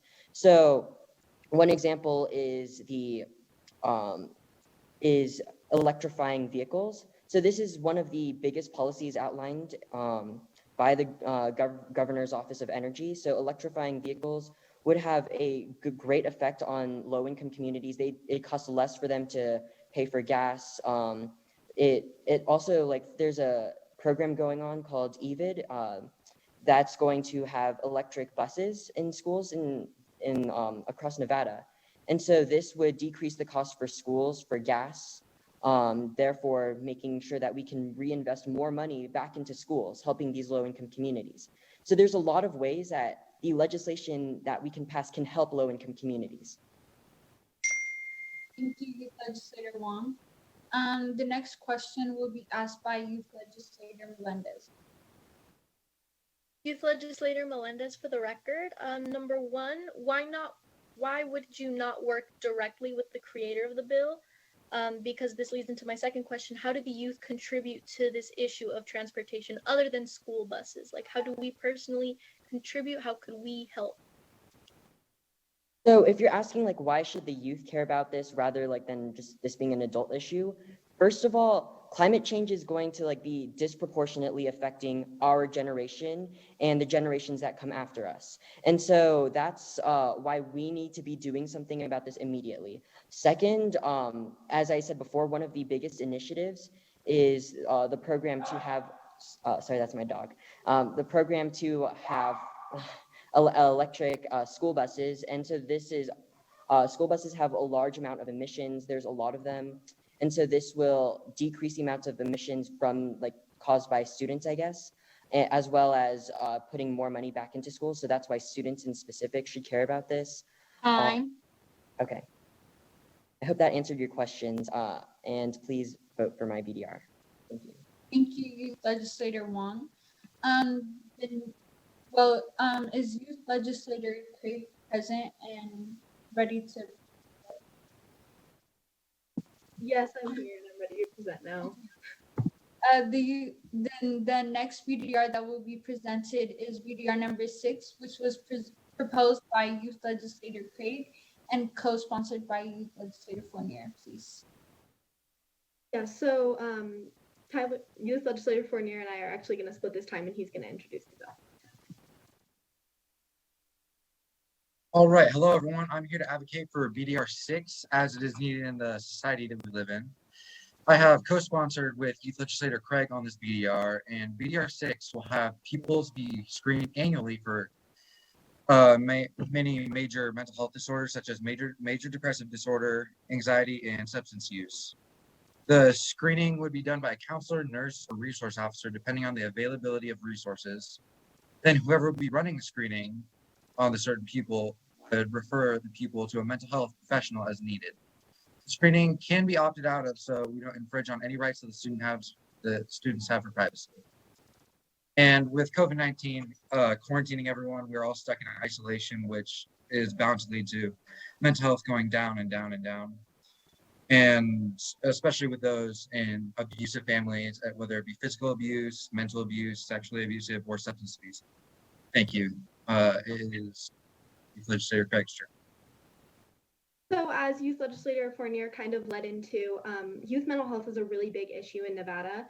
Right now, Nevada has the 10th highest youth suicide rate in the nation, and it's the second leading cause of death for Nevadans ages 15 to 24.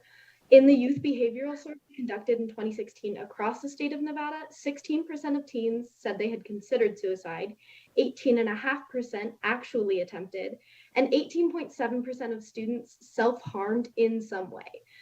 We all have someone in our lives that we know has struggled with mental health, and this bill would just support the youth in a way that isn't currently available, and also offer trainings for teachers that show them how to recognize the signs of suicide and help students in crisis.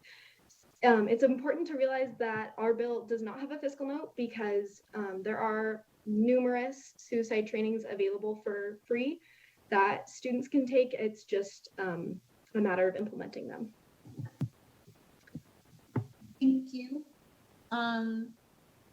It appears that Youth Legislator Carver has a question. You may now ask your question.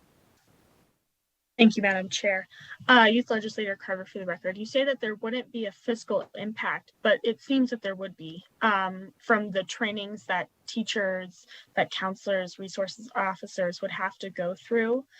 Even if it might be online resources, they need to be screened by the state government on a county by county basis, and that could become pretty large pretty fast. And also on that note, why not fund pre-existing companies like Signs of Suicide, SOS, who already screen students that are willing to go through the process? Yeah, so one of the big things about our bill is that it takes those screenings and it puts them in schools, and these appointments are already scheduled annually, and you can opt out of them if you want. But a big part of it is that they are already scheduled in hopes to kind of destigmatize being psychoanalyzed. Because I know that these are available, but a lot of times students are hesitant to go and be psychoanalyzed. They don't want to reach out for that help. Whereas if we make them available and kind of it's something that everybody does, it can, in hopes, destigmatize it. And the only fiscal impact that we found, because all the like people administering these are doing, is really handing them sheets of paper. The screenings are conducted, are already used by mental health professionals, and from there, counselors can refer them to mental health professionals. It's just a matter of how they answer on the questions. They're not actually doing any of the psychoanalysis themselves. So that doesn't have a fiscal impact. And then the trainings, besides time, they don't have any fiscal impact. There are some, I can send you resources if you'd like, that I have available that actually show that there isn't a fiscal impact because they are not doing any of the psychoanalysis themselves. You, Legislator Craig. Tina, do we have time for a question?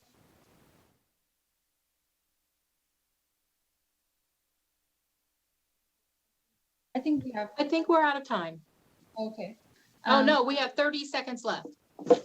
Okay, well, my question is, how will the screenings directly help the students with mental health issues? Because although they will be screened and they will know what mental health issues they have, referring them to psychiatrists, and professionals, that will cost them money, which some students may not have. Yeah, so the entire goal is to just kind of identify that. And you're right, from then it is up to parents to kind of take that action, and it does cost things. But like Youth Legislator Carver mentioned, there are some of those like free programs that offer mental health support that they can access then if they are aware that they have some of these things. And then it just kind of at least lets people know that there might be something going on and that they need assistance, when without the screening altogether, they're not going to get that at all. So you're right. After that point, it does become an individual financial burden, but there are some of those programs that you can access through like clinics and things like that. So it's just about identifying the issue and trying to get people help that way.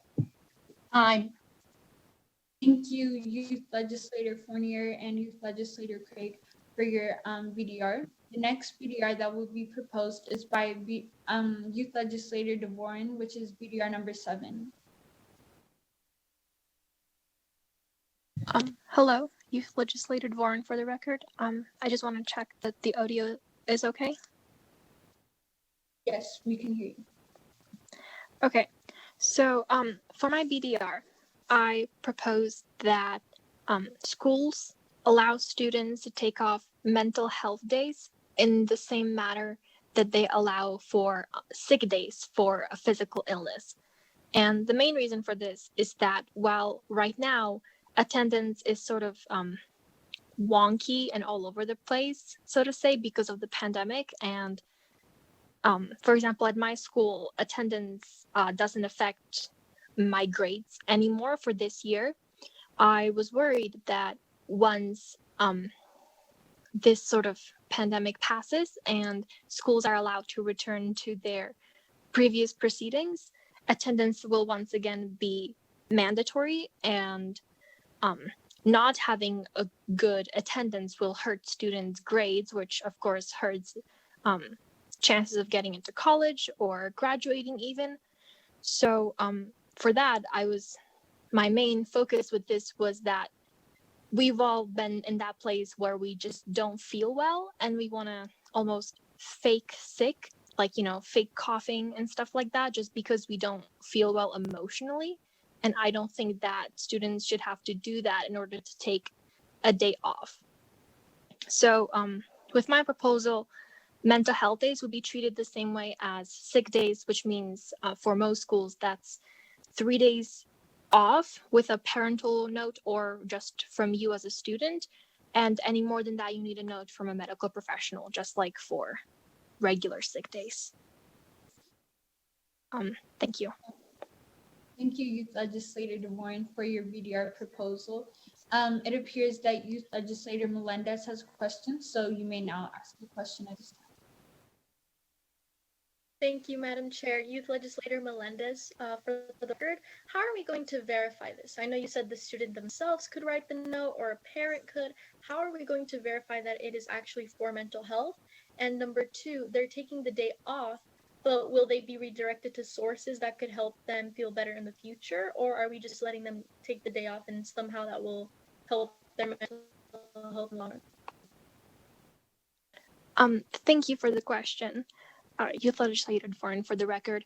So this bill isn't directed specifically for people with continuous or serious issues. It's meant for more students who are stressed or just like regular students who do not have serious issues, because that is then addressed sort of separately with the families themselves.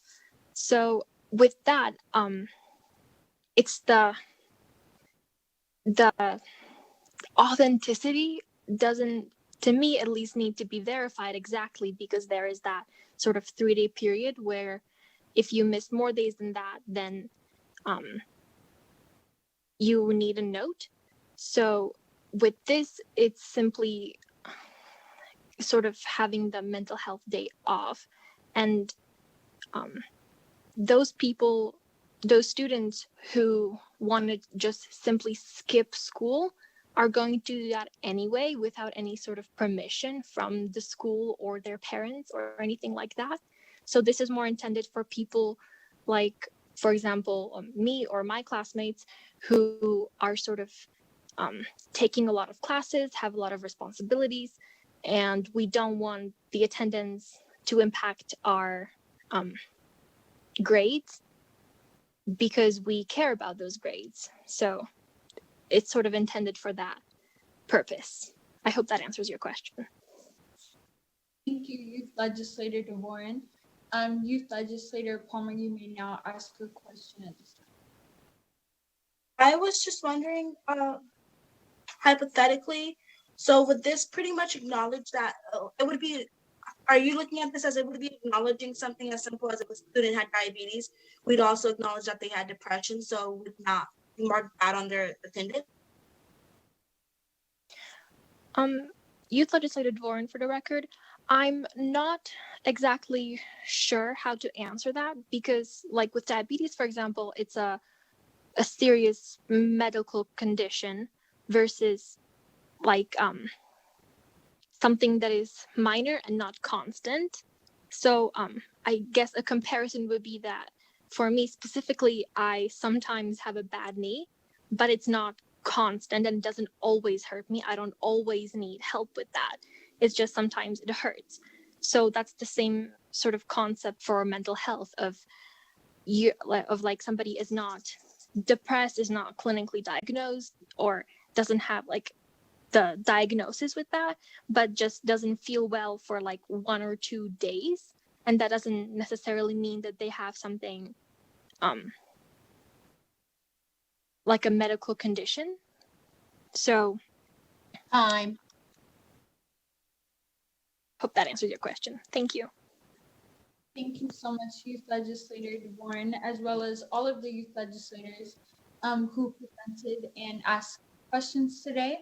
Now that we have heard all of the BDR ideas, I would like to give our members a quick 3-minute recess to consider all of the information that has been presented. Youth legislators, it's time to rank the top 3 BDRs that you have heard today. This is the time where you decide which one BDR, if any, you would like to co-sponsor. After the recess, I will ask Tina to call roll to determine co-sponsorship. When your name is called, please provide the number of the BDR you would like to co-sponsor. After that, we will do another roll call. This This is the roll call to state your vote on all BDRs. When your name is called, you will be asked to provide the numbers for your top 3 BDR preferences. At this time, we will take. Do you guys have questions? Sorry. All 3 BDRs must not be our own, correct? Tina, can you answer Youth Legislator Vieda's question, please? This is Senator Weiner. What was the question? All 3 BDRs must not be our own. Like, are they allowed? No, you can support your own BDR. For your BDR, okay. Yeah, that's like voting for yourself for office, yes. And if you co-sponsor a BDR, does that mean that you're dropping your own? Or no, this is for primary co-sponsor to show support for another measure. There can be more than one co-sponsor on a bill. Sometimes, maybe there could be 5 who want to show support for another measure. But when you're voting, so that's just the co-sponsorship. When you are voting, you can vote for your own. If you choose not to, that's certainly your discretion, but you can include your own bill among the 3 that you vote for. And it's in no particular order. We just want the 3 because we'll get the collective number and do the tallies, and then we'll let you know what the top 7 are in that regard after that vote. Hopefully that helps. And Senator Wiener, Youth Legislator Mawasasi asks, are we required to co-sponsor? No, remember you said you don't have to.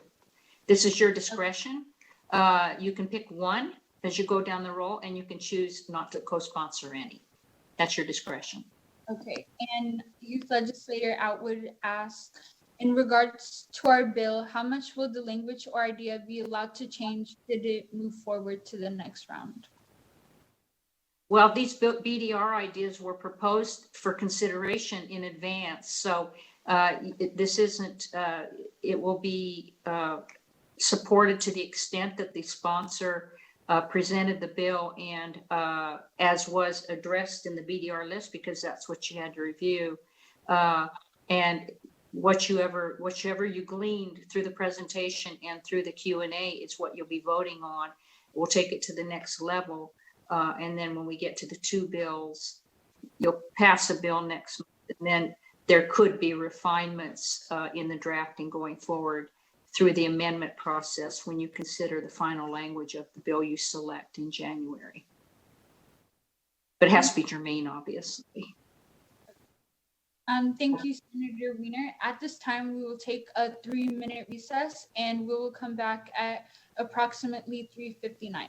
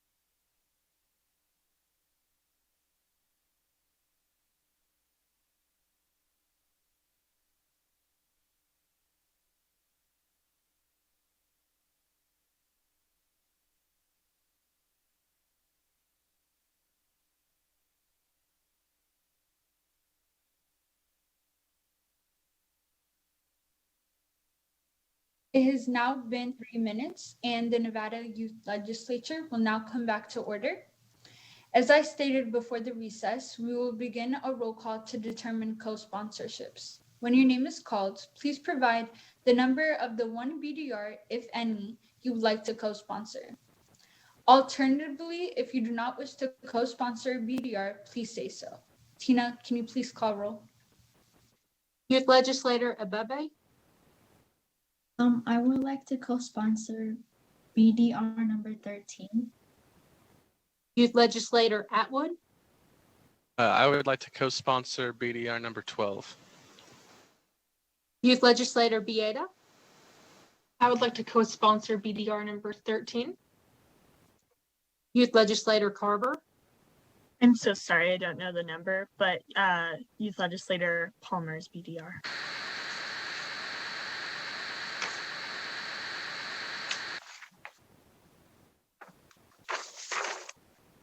that is BDR 15.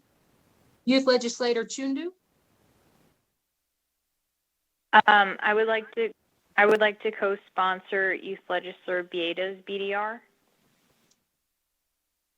Youth Legislator Bieda, which one is, that's BDR number 3? Yes. Youth Legislator Craig, I'm co-sponsoring number 6 with Youth Legislator Fournier, and I would also like to co-sponsor BDR number 15. 15, 1-5. Is that correct? Yeah, 1-5. Youth Legislator Espinosa de los Monteros, I would like to co-sponsor BDR number 13. Youth Legislator Fournier, I'd like to co-sponsor BDR number 3. Youth Legislator Goins, I would like to co-sponsor BDR number 3 as well. Youth Legislator Kincaid, I would like to co-sponsor BDR 3. Youth Legislator Melendez, I would like to co-sponsor BDR 3. you said 3. Yes. Youth Legislator Mawasasi, I would like to co-sponsor BDR 11. Youth Legislator Palmer, I'd like to co-sponsor for BDR 13. Youth Legislator Springer, I would like to co-sponsor for BDR number 10. Youth Legislator Valenzuela, I would like to co-sponsor BDR number 18. Youth Legislator Wong, I'd like to co-sponsor BDR 3 and 11. you get to choose one. Oh, 3 then.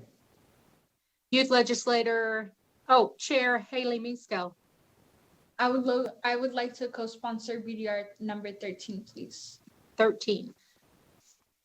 That's everyone.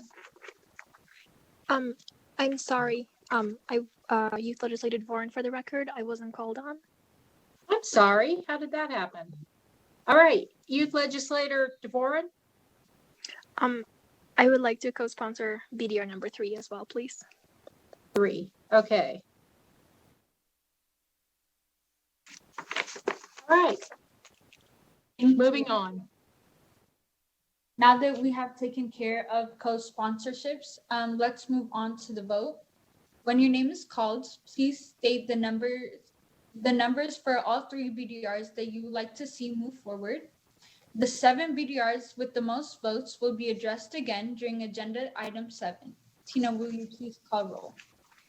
Youth Legislator Abebe, I would like to vote for BDRs number 1, 3, and 13. 1, 3, and 13. Youth Legislator Atwood, For Youth Legislator Atwood, I would like to vote for BDRs 3, 12, and 13. Youth Legislator Bieda, I would like to vote for BDRs number 2, 3, and 13.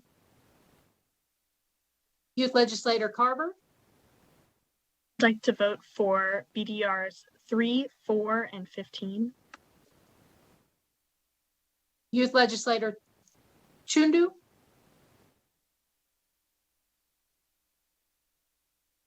I'd like to vote for BDRs 3, 5, and 10. Youth Legislator Craig. I would sorry, BDRs 3, 6, and 15. Youth Legislator DeVoren.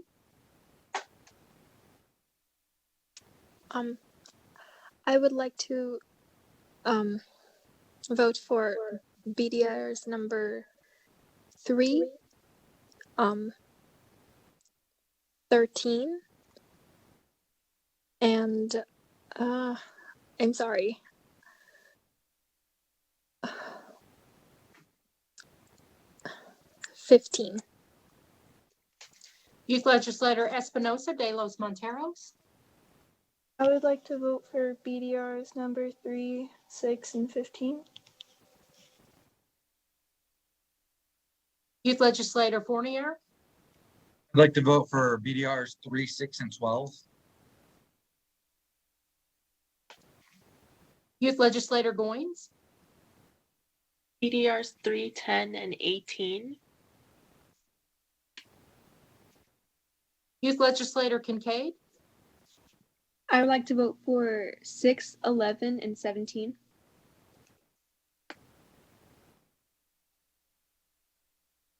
Youth Legislator Melendez. I would like to vote for 3, 10, and 13.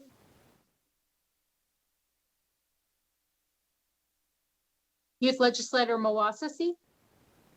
I would like to vote for 11, 13, and 15.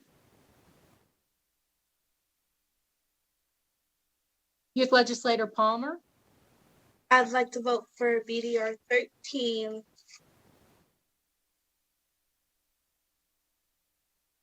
6, and 15. 13, 6, and 15. Yes, ma'am. Youth Legislator Springer. I would like to vote for BDRs 1, 10, and 18.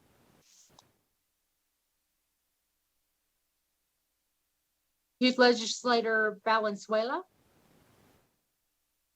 I would like to vote for BDRs number 6, 12, and 17.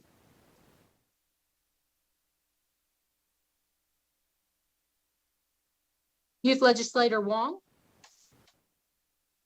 I would like to vote for 10, 11, and 18.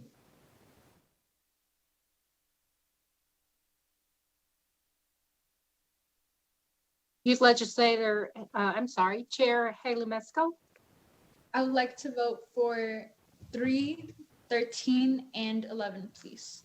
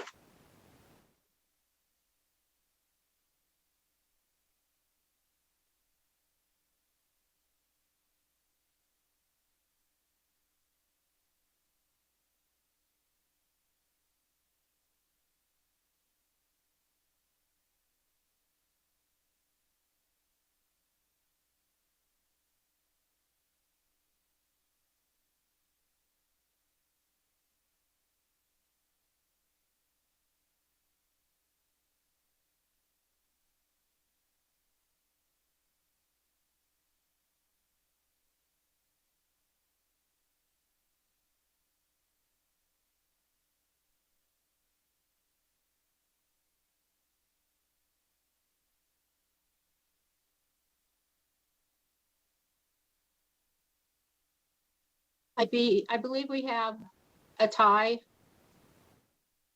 with 6 and 15. So we'll have to have the winning ones were 3 and 8.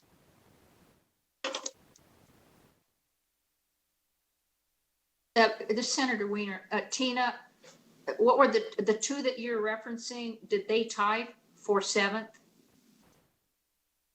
For 3rd was 6 each. Remember what we decided, that if there's a tie, anything before you reach the last one, those both are included. The only tie that's relevant is if it's a tie for the 7th position. Oh, 7. Oh, I was only doing 3. No wonder. No. Time out. Sorry about that. Go back and recalculate. There we go. Okay, I'm good. Okay. Do you have all the numbers? Yes, let's see. For 7 of them. Thank you.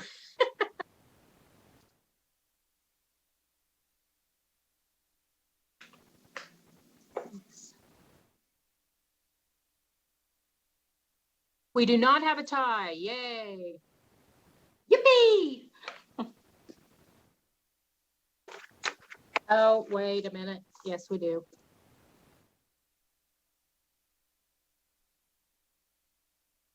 Is that a tie for the 7th? Is that Yes. a tie? Okay. Yes. Here we go. I had got the official count.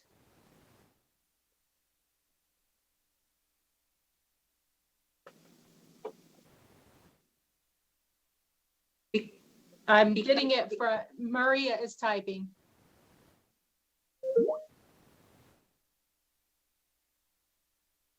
There's a tie for 7th, and that is BDR 12 and 18.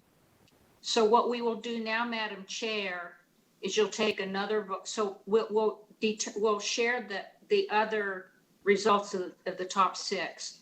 For that number, the 2 that are tying for number 7, we will now do another roll call. All youth legislators do not need to identify. They will be called. You don't have to re-identify yourself or what you would prefer. Just say BDR and the number. And then we will determine at that point which of the 2 that are tied for the 7th place right now, which one will be the one going forward. Does that make sense, Madam Chair? Yes. You're just voting to break that tie. So we'll need another roll call. Tina, are you prepared to do that?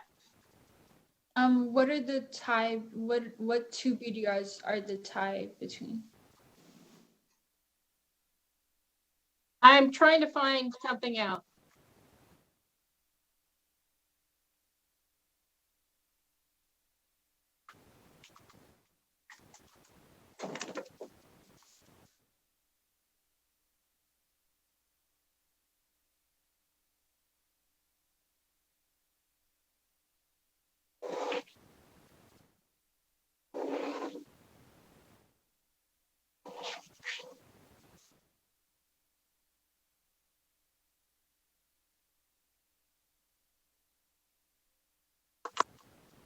Okay. So it would be BDR 12 or BDR 18.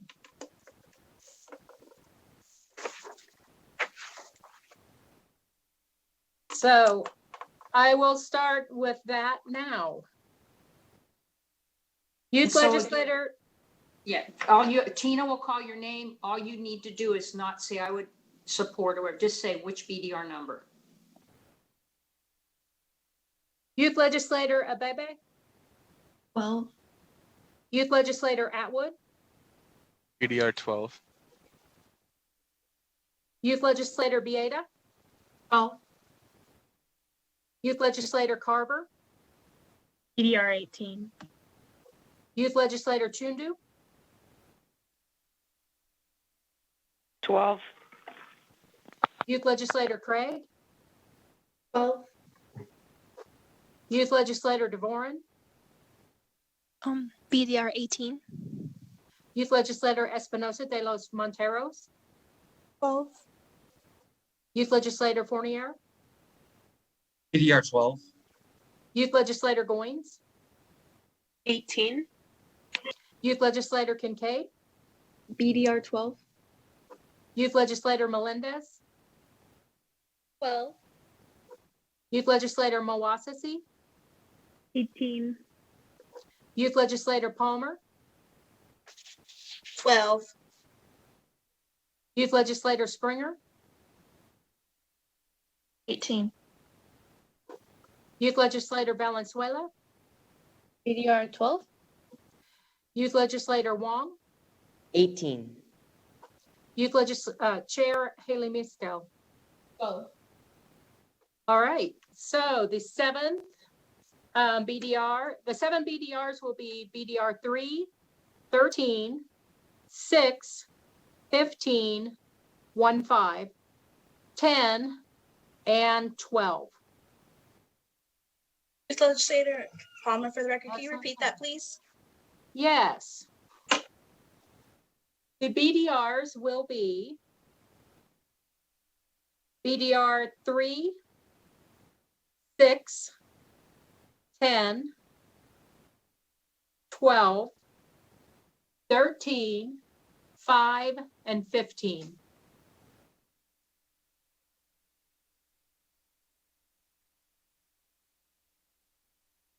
Thank you for providing us. I'm sorry, that's not right. 5 is not right.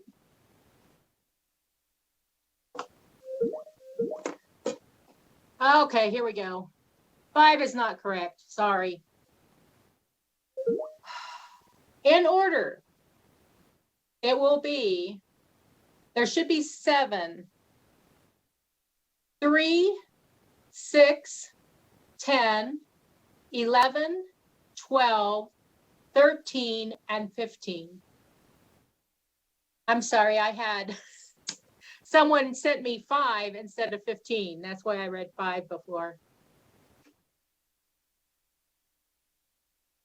Okay, for clarification, since we've heard it a few times, because you've had it also gave it to us out of order the other 2 times. 3, 6, 10, 11, 12, 13, 15? Yes. Thank you. Thank you. Sorry about that.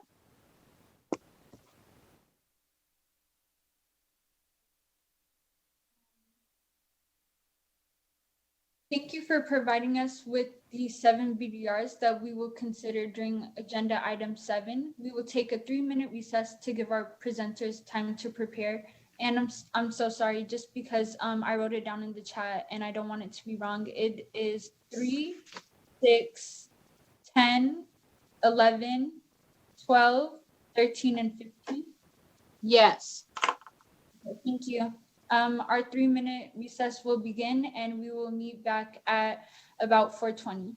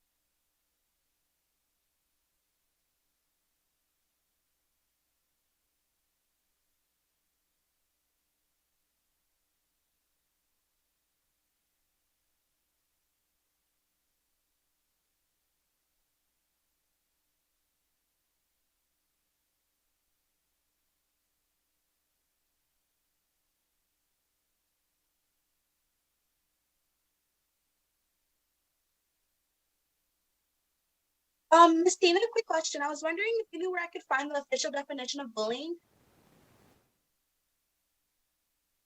for the what Nevada legally says.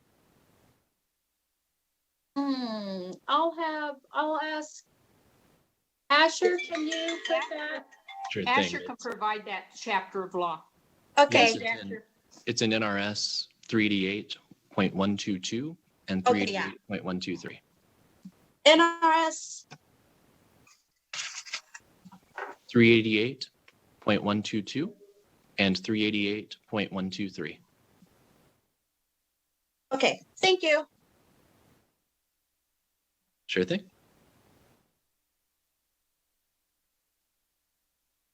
It has now been 3 minutes, so the Nevada Youth Legislature will now come back to order. We will now begin agenda item 7, which is the selection of the two finalist BDRs, which we will discuss further at our meeting in November. Once again, I would like to ask each of the youth legislators whose BDRs was chosen for further consideration to briefly explain your BDR. You will have 2 minutes. After each presentation, youth legislators will have 3 minutes to ask questions about your proposed BDR. I will take each BDR in numerical order. So the first BDR is BDR number 3. I apologize. BDR number 3, which is Youth Legislator Vieta, please. Thank you. Sorry. Okay. So it seems everyone's ready.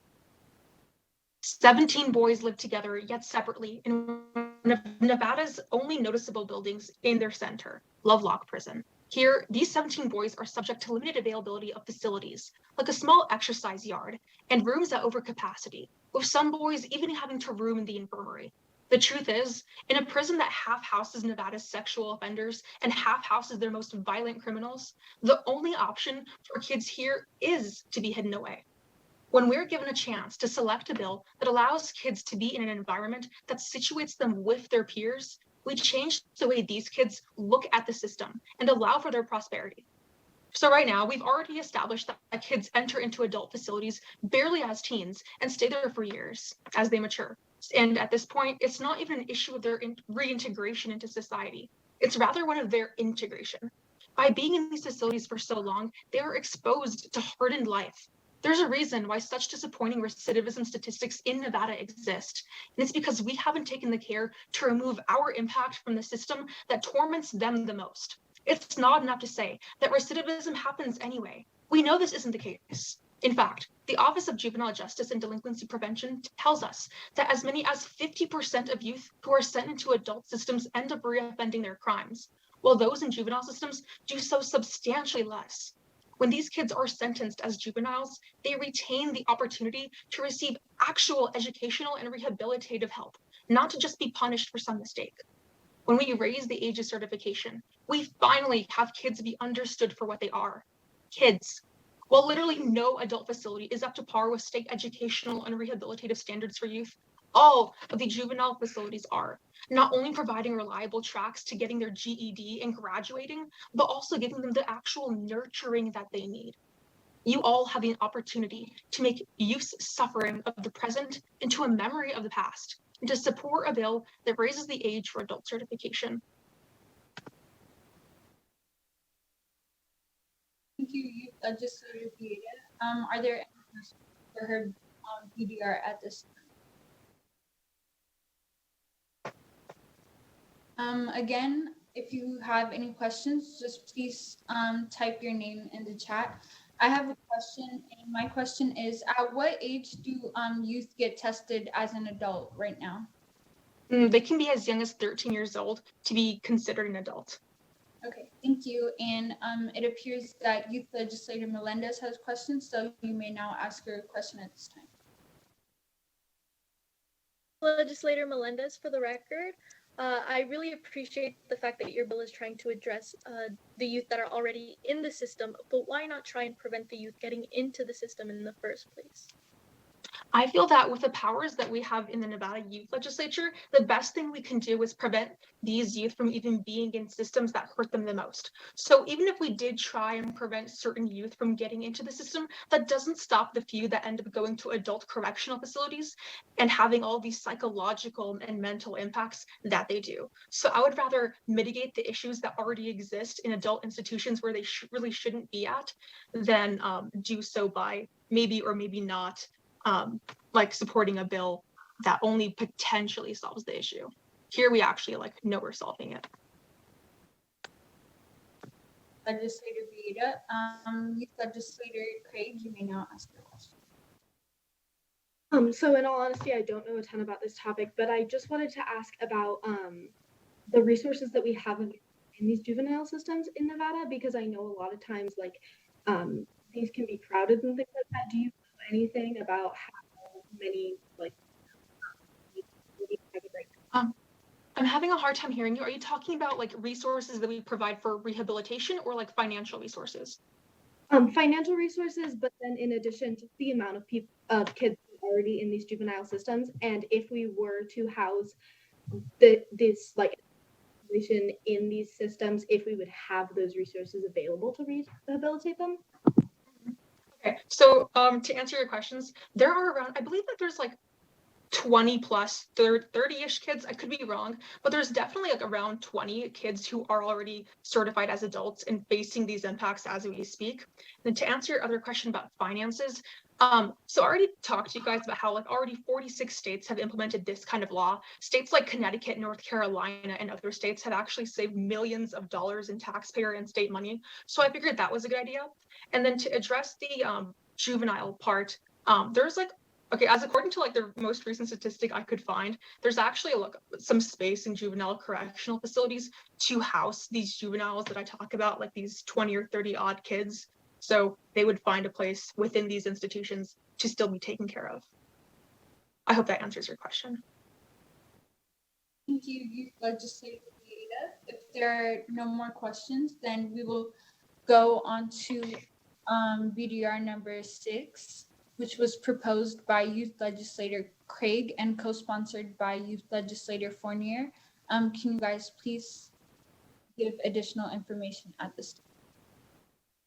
So just elaborating on our bill a little bit. So right now, COVID-19 is greatly impacting mental health, and suicide rates all over the country are rising. So it's super important for us to implement a program like this that can identify risk factors and get students the help that they need in hopes of preventing the increase of this too much. And then I also wanted to elaborate on a question that Youth Legislator Carver had of why we were doing this in schools. And I just think it's schools are a place where everyone is required to go. Everybody goes to school. And then for homeschooled students, we can have them come into school. And it's just a place that's accessible, and it's somewhere you can reach out to everyone so that they don't have to go outside of the things that they normally do, like rearrange their schedule to be psychologically evaluated. So it just kind of makes it more convenient. And then it's very important just right now for what's going on. I know Youth Legislator Fournier had some things that he wanted to say about his personal experience with mental health struggles, so I'm going to let him take that. All right, first of all, thank you all for considering BDR 6 to be in the top 7, and we live in a world where mental health is overlooked. The social norm is taking the focus away from mental health and putting it into fake news and a whole lot of other stuff. My sophomore year in high school, I was severely depressed and was honestly thinking about giving up on life. And if it wasn't for mental health checkups, I may not be here right now. So BDR 7 or BDR 6 has already theoretically saved one life, and I am passionate about it. So I wanted to save more than one, possible hundreds, thousands, if it gets transferred to other states as well. Thank you. Thank you so much, both Youth Legislator Craig and Legislator Fournier, for sharing your story. Are there any questions at this time for their bill? Legislator Vieta has a question. You may now ask your question. Thank you. I just really want to say really briefly, Youth Legislator Fournier, I'm so glad to know you still. And then my question to go off that, or not off that, but off the speeches is, I just want some more detail on how screenings are conducted and whether we know how valid or non-superficial they are when it comes to assessing who exactly has like what disorder and what we can do to help them. Okay, so I can totally answer that question. So I did a lot of research into the screenings that mental health professionals actually use. And so there are a couple different ones. I know I had them specific in my full bill draft request, but I don't have them in front of me right now. But they are questions used by mental health professionals to identify people with potential illnesses. And so the one for anxiety is 9 questions. The one for depression is 2 questions, which leads into 10. And so they're really quick and easy screenings that are used by mental health professionals, but are publicly available for free for everyone. So really all you have to do is print them out, give them to the whoever the psych eval is being conducted on, and then from their responses, you can elaborate more questions if they need it and refer them to a mental health professional that can conduct a full psychological evaluation. So it prevents that superficial aspect, because I know a lot of times like we're worried about people, I guess, faking mental illness, but these questions are used by mental health professionals and they are the way to go about things, and it's better to be safe than sorry when conducting psych evals. Thank you so much, Youth Legislator Craig. Are there any more questions for their BDR?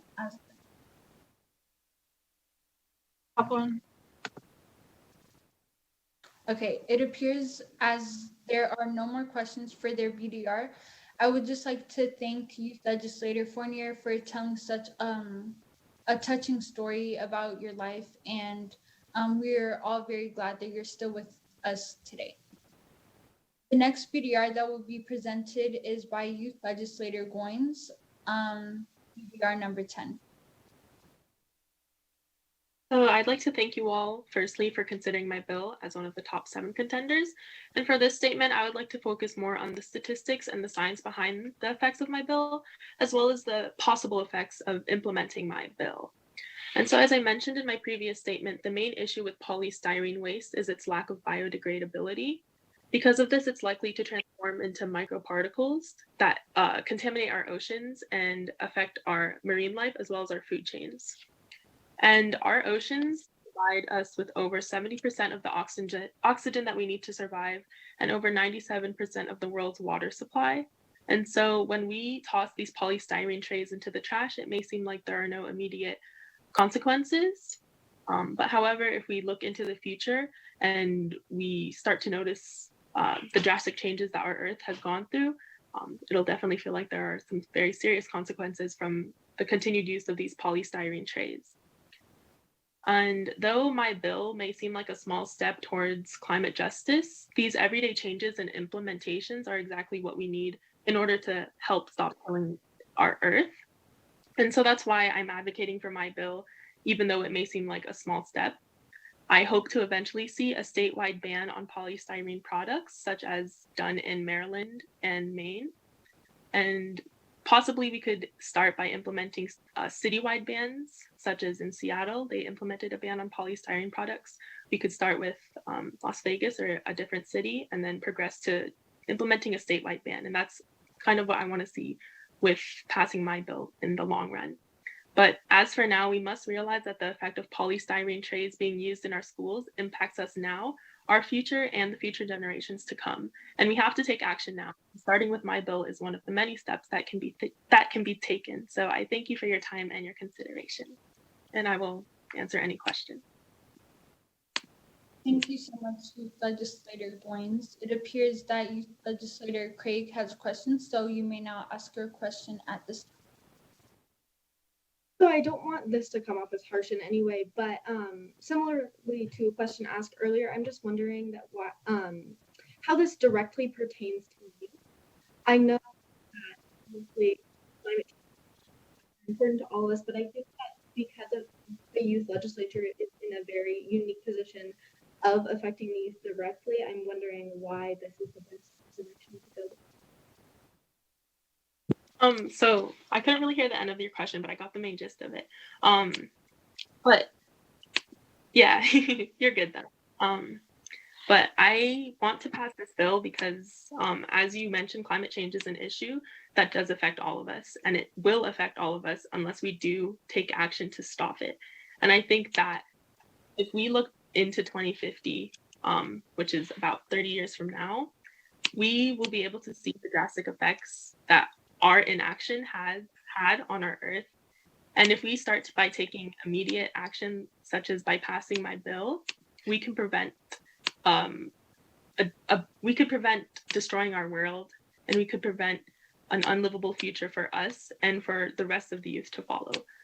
We are the youth right now, and we want to have a livable future. And just like all of your guys' bills, by passing them, it would provide us with the opportunity to have a livable and a better future. And I definitely think that by passing my bill, it would allow that as well, and in a much more amplified way. Thank you so much, Youth Legislator Goins. Youth Legislator Palmer, you may now ask your question.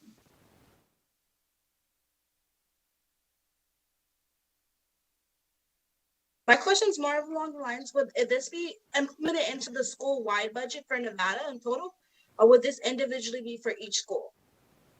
I was kind of directing it towards the whole school-wide budget, which is why I wanted to talk and discuss more with the Board of Trustees to kind of develop a sort of budget plan for this bill, because I do know that there are fiscal impacts, and I do know that as of right now, our economy isn't in the best place, but I'm hoping to work with the Board of Trustees and other financial committees on this. Legislator Goins. Youth Legislator Atwood, you may now ask your question. Thank you, Youth Legislator Atwood. For the record, I was just curious in your research concerning this. Was there any specific corporations or anything that you had known that in states like Maryland they contracted out to in this regard? And are those services available in Nevada? It's more in conjunction with the fiscal impact is what I was thinking. So I wasn't able to find any specific corporations or production companies during my research, because I do know that these bans were implemented on more than just the school-wide level. They were implemented on the statewide level, as I stated. But I can look into that, and I can give you more information on that. Time. Thank you. Thank you so much, Youth Legislator Goins, for presenting your bill draft request. The next bill draft request is Bill Draft 11, which is mine, so I will be providing additional information. As Nevada youth legislators, we represent from 27,000 to 49,000 youths. And how do we represent these youths? It's by talking to them, seeing what's troubling them and how we plan on fixing it. And so that's why I was taken by surprise when I saw a TikTok about how a girl was failed by the CCSD education and how she felt ashamed to be a part of it because she did not feel as though she was gaining much insight about ACT and SAT. And to my surprise, it had a lot of views, a lot of comments, and people were agreeing with her. So I decided to reach out to many other people. And constituent one, I have a quote. She said, they need to give more funding towards the students and let the students decide what it should go for. If we were given the choice to decide where funding would go, I would say the school needs to fund more ACT and SAT classes so that we can learn how to tackle these rigorous standardized testing. Constituent number 2 stated it would benefit us to have a whole unit dedicated to studying ACT and SAT because I had no idea what I was getting myself into, causing me much unneeded stress and anxiety. Standardized testing, what colleges take into consideration, as well as GPA, and it's currently a requirement, not this year for us due to COVID-19, but for coming years, it will continue to be a requirement for students to take ACT and SAT, and it's unfair for the students who do not have the resources that others have simply because they do not have money to buy books or go to ACT boot camps because they cost a lot of money. Like I said, even with fee waivers, they're over hundreds and hundreds of dollars. So it's unfair to make students suffer mental health issues just simply because they cannot acquire the resources needed to thrive while taking these standardized testings.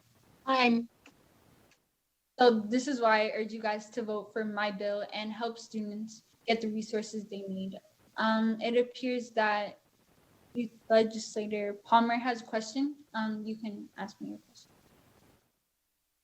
I would like to personally just ask, what makes this bill relevant to students that have planned on going straight into the workforce? And I understand you said it will be either elective or a required class, but I know a lot of schools will end up just forcing the college narrative by forcing it as a required class at the end of the day. Right. Okay.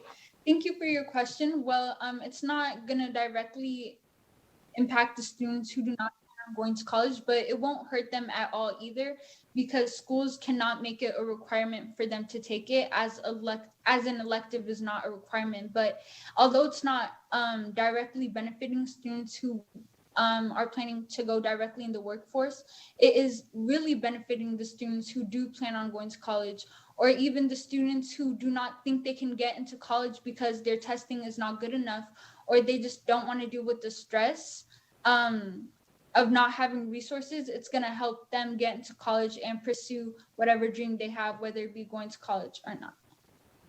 So I hope I answered your question. Youth Legislator Craig, I'm open to your question. Yeah, so I was just wondering, have you looked into the cost of developing this new curriculum, or if a curriculum for ACT and SAT testing already exists, and what it would cost to implement that? I've done a lot of research on like the fiscal impact that it may have, and I've talked to the teachers at my school as well. And a lot of teachers teachers already have taken the ACT, although that may have been many years ago, but they still know the resources that students need in order to, pass the ACT and SAT, because as many of you guys may know, standardized testing does not really necessarily test your knowledge on the subject, but it tests how well you know and understand the actual test. So teachers already have knowledge about that, so it wouldn't really require teachers to go to additional trainings. So the teachers that do have knowledge about that, they would just have a class, if that makes sense. So it wouldn't require that much fiscal impact that I know of, but I'll definitely do more research about that and get back to you as soon as possible. Legislator Fournier, I'm open to your question. Youth Legislator Craig, go ahead and do your follow-up right now. So just to follow up to my last one, so your bill does not include creating a statewide curriculum, but would rather leave it up to schools and teachers to decide what's best for their students. I just wanted to clarify that. Be a course instead of I know I mentioned the first time it would be a part of the English curriculum. I messed up. Once the legal team saw it, they said it would be more of a course. So how we have electives such as video production, it would be a course to have ACT and SAT, and that would cost some money. And I'll do research on the fiscal impact that it has, but it wouldn't cost money for necessarily excessive training for teachers to go to. Okay. Time. The book and the standardized testing, but that's time. Of course, I'm open to any more questions if you guys have any. If you reach out to me. But the next one is Vice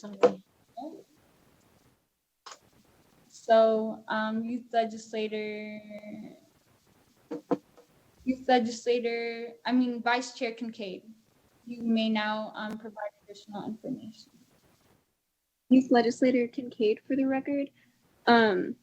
I think my BDR is very important because I know a lot of us, or most likely all of us, plan on going to college, and I'm pretty sure we can all agree that college is really not the most affordable. And I personally don't really my parents aren't really going to help me that much with college, and I have been working and I have been saving up my money, but it's still not, there's really not that much I could do. And even with taking out like grants or loans and stuff like that with the bank, it all depends on my parents' income, and they made like okay-ish money, I guess you could consider, from the bank. And so I don't really have much of an avenue. Like all I really have is my scholarships, and I have been applying a lot, like to a lot of scholarships, but that's basically out of my hands now once I hit submit. So I think it'll be very beneficial to decrease how much college, like how much they charge and everything, even if it's just a couple $1,000s. If anything would really help. And plus it would help diminish the amount of student debts that we have to pay back. That's all. Thank you, Vice Chair Kincaid, for your BDR, giving us additional information. I believe Youth Legislator Craig has questions, so you may now ask it at this time. Yeah, so obviously there is a fiscal note to this bill. I was just wondering where you were expecting these funds to come from. I stated previously, I wasn't sure if you're able to make it, but in order, because I know it would be very hard to get this through if we ask the government to like decrease the funding and all that, because they're stingy with their money. But I was thinking more of looking at all the statistics of what courses college students are actually taking, and if it's less than like 5% of students who actually enroll in that class, then it might not be as necessary. So we could try just taking away that course, so then maybe you won't have to pay as much, if that makes any sense, because like the class won't be there. Also, sorry, I had to change my location to charge my laptop, and it's like there's a lot going on in the background, so I just turned off my camera to avoid distractions. That's completely okay, Vice Chair Kincaid. Youth Legislator Palmer, you may now ask your question. Youth Legislator Kincaid, I was just wondering, I don't mean to be very blunt, but I've noticed that with the Nevada, they offer a lot of opportunities for students to go to college here for free, as long as you have pretty much a 3.0 and you attended you attended high school in Nevada. So why would we ask these colleges to even demote more money after they've already offered so much money to Nevada students? Thank you for your question. I do know that there are a lot of opportunities for schools that offer scholarships already to students with like high GPAs or certain activities that they're in, but this is mainly to like it's for the general population. It's not just for people who can't really afford it or people who like don't really need the decrease of college, and it'll also help with student loans and everything too. So like if cost isn't as much, then we won't have as much debt to pay back as we get older. Thank you, Vice Chair Kincaid, for answering the question. I no longer have a question. My question has been answered. So does anyone have any questions at this time? Okay, if no one has any questions at this time, we will go on to the next BDR, which is BDR number, I apologize, BDR number 13. So Youth Legislator Melendez, please give us more information on your BDR. Yes, first of all, I would like to really thank you guys for considering my Part B Top 7. I would like to start off by letting you guys know that Nevada spends 2.7 times as much per prisoner as per public school student. And I'm sure we can all agree that we would prefer that extra money go towards improving our lives as students. In this case, we would be improving the lives of our peers that are in the juvenile justice system. For example, the Washoe County School District Police Department has a budget of about $5 million during the last fiscal year. The Clark County School Police Department has an annual budget of about $21.7 million. Some of these funds, plus community organization funds, will go towards this bill. By reducing the money that we as taxpayers pay to wrongfully arrest and convict the youth of Nevada, that money can go towards issues important to us, like getting social workers, counselors, making college cheaper, or making mental health training mandatory for school staff. This bill might seem like we're only addressing one issue, but really we're addressing topics that matter to all of us. By supporting BDR 13, sorry if you guys see my cat.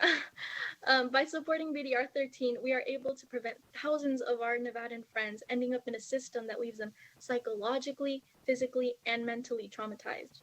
While I understand school districts and police departments do have the best interests of students in mind, the recent deaths of George Floyd, Breonna Taylor, and Rayshard Brooks clearly illustrate the potential dangers of police interactions, especially with youth. And that is why we as youth legislators need to be the first to address this unseen pandemic of racial disparities in our juvenile justice system. Let's not wait 10 years to pass so we can try and help those whose incarceration we could have prevented. And by taking action of voting for BDR 13, we will rightfully earn the title of leaders. Thank you. Thank you so much, Youth Legislator Melendez, for your presentation. Youth Legislator Bieda, you may now ask your question at this time. Thank you. So you talk about training in your BDR proposal, and I'm just curious about who conducts this training to everyone else who receives it, and who's in charge of appointing trainers for these things. Thank you for asking. Number one, the trainers. There has been an attempt in the recent years for community organizations to do it. I mentioned them previously, like Nevada. They are already trained in doing this, and because they're part of our community, they're willing to give training for free to our police departments. Does that answer your question? I couldn't quite hear the last part. That's okay. I do have a follow-up, but Atwood can go first if he'd like. If you want, you can finish your follow-up. Okay, so you talk about these community organizations that could be the trainers in these cases. I'm curious about how steady these trainings may stay over time, and who's keeping these community organizations in check. So thank you for that question. Originally in my BDR, I had attempted, in the language that I had wanted to use was to have these trainings be mandatory about once a year or once every 2 years, depending on the stability of the department that we're speaking of. And those who would be in charge of actually managing that would be police chiefs. It would be the officials of whatever organization we're doing. For example, those who are in charge of the courts, they would also be in charge of overseeing just that their staff actually receive the training at the times. Thank you, Youth Legislator Melendez. It appears that Youth Legislator Palmer actually had a question, and then it could be Youth Legislator Atwood. My question simply is, how would this training go, Pal? Like, what is the thing that is most important out of the training that you would have? Well, the point of racial and cultural competency training is for people to recognize that we all inherently have bias. It is a psychological fact. We all inherently have bias, but the point of these trainings is to recognize those biases and realize they don't make us bad people. We can actively work on challenging those beliefs that are instilled in us as children or from whatever age. So that is the point of the racial and cultural competency trainings. Thank you, Youth Legislator Melendez. Youth Legislator Atwood, you may now ask your question at this time. Thank you, Youth Legislator Atwood. For the record, forgive me if I misheard you, but did you specifically say that you wanted to reduce funding for school police departments, such as in Clark County and Washoe? It would not necessarily reduce funding for them because part of their budget would go towards trainings that they specifically receive. I'm not trying to take away their money or take away their payroll. I definitely believe they're an integral part to our society. But some of that money would go towards actually helping them do their jobs better to get the support that they need so that the youth and the actual workers are able to better coexist in Nevada. Time. Thank you, Youth Legislator Melendez, for providing additional information for your BDR. The last BDR that we will be receiving additional information for is BDR number 15, proposed by Youth Legislator Palmer. So feel free to provide additional information at this time. I'd just like to say first, thank you for electing my BDR to be part of the top 7. Personal experiences have shown me that microaggression in schools were never addressed as a form of bullying. As I've experienced and my classmates have experienced, struggles of being a person of color in the Nevada school system. We as legislators have to do the right by our students of color and not leave them hanging once again. These students have the right to have teachers who understand and can spot incidents of microaggression within the classroom. The cost of training teachers and admin could be nearly free if we find the right system. We must think of what this investment can do for the students of color who make up the majority of Nevada's K-12 system. I've had some testimonies from students across the valley. A student from Desiree Oasis says a teacher called me Aphrodite for half the year and didn't understand my embarrassment every time he would call upon me.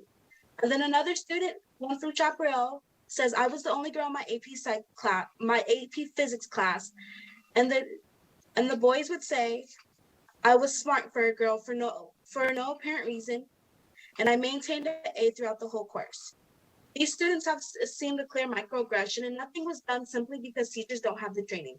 And I've also taken a survey on teachers saying that they are willing to have the training, that they want this information to be able to help their students be more, and that they want students of color to feel comfortable in their classrooms no matter what.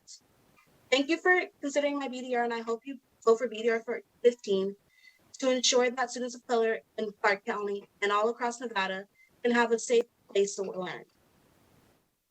Thank you so much for providing additional information, Youth Legislator Palmer. Youth Legislator Craig, you may now ask your question at this time. So I was just wondering if you had any specific trainings in mind, like what other school districts have done, other states have done, and the possible fiscal impact of conducting these trainings. I actually don't know the physical impacts. I have seen that it could, if there's free programs that offer to teach about microaggression to school districts, but there's also ones that are paid for, and I've done the calculations for that, and it's about $500,000 if we were to go for the paid route. And then it actually really hasn't been done by any other schools. It's been done by companies, and there's been a great increase. I know Walmart recently, Walmart where I work, we had a microaggression training, and it's improved the working environment lately, and I've seen a very great improvement in the people of color that work there. So I thought it would be an amazing way to be able to up our student of color so they can feel more comfortable in the classroom. Question. Youth Legislator Vieta, you may now ask your question at this time. Thank you. So I really appreciate the part in your BDR that talks about identifying and avoiding microaggressions on behalf of the staff. However, when I think about bullying already happening in schools, I think about how some teachers still see it, recognize it, and then fail to deliver on like anything that stops that bullying from proceeding. Of course, there are some teachers who do stop it, but I'm just curious if there's any kind of enforcement mechanism or just something to keep certain school staff accountable when they see microaggressions occurring. Well, in my sense, I was thinking when I first had this idea for BDR 15, I was thinking that we could honestly see it as a way for people of color in the school system to not feel uncomfortable about reporting incidents. I've had millions of times where girls in my class have touched my braids and I have felt uncomfortable, didn't know who to talk to. So with that being part of the bullying definition, it would be an improvement to students of color, as they'll be like, it's in the definitions in our handbook. There's a reason I can say something. It's not me being sensitive.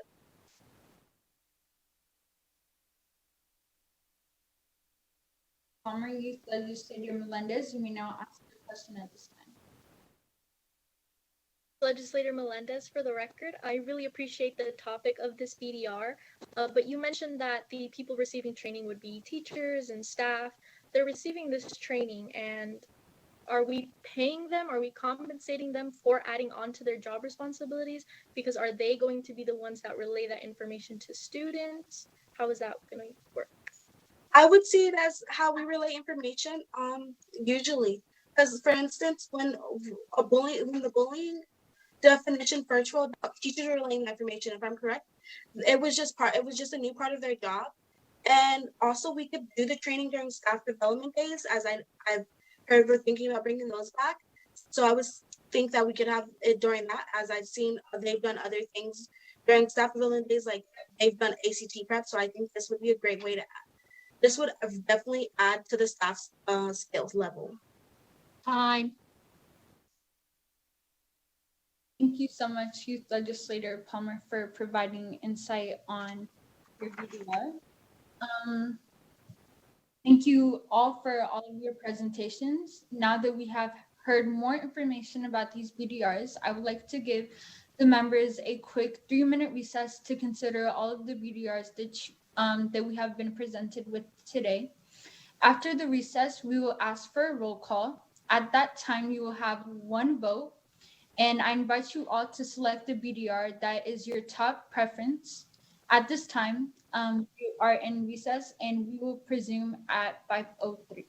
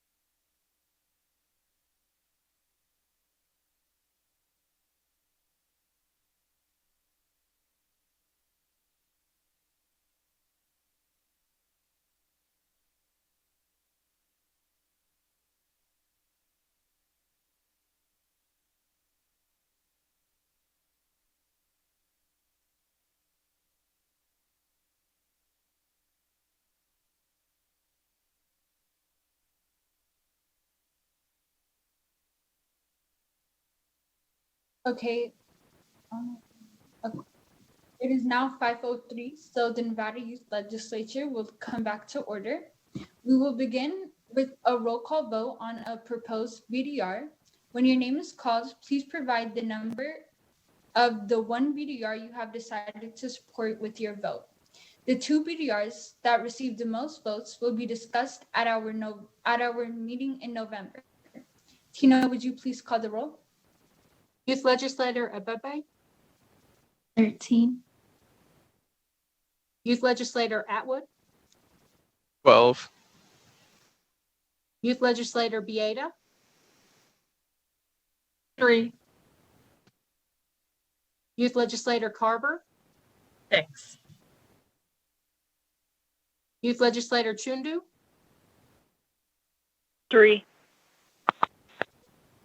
Youth Legislator Craig. 6. Youth Legislator DeVoren, 3. Youth Legislator Espinosa de los Monteros, 6. Youth Legislator Fournier, BDR 6. Youth Legislator Goins, 13. Youth Legislator Kincaid, 12. Youth Legislator Melendez, 13. Youth Legislator Moassasi, 13. Youth Legislator Palmer, 15. Youth Legislator Springer, 6. Youth Legislator Valenzuela, Tina, I think she had to go to work. yes. Youth Legislator Wong, 3. Youth Legislator Haley Misco, 13.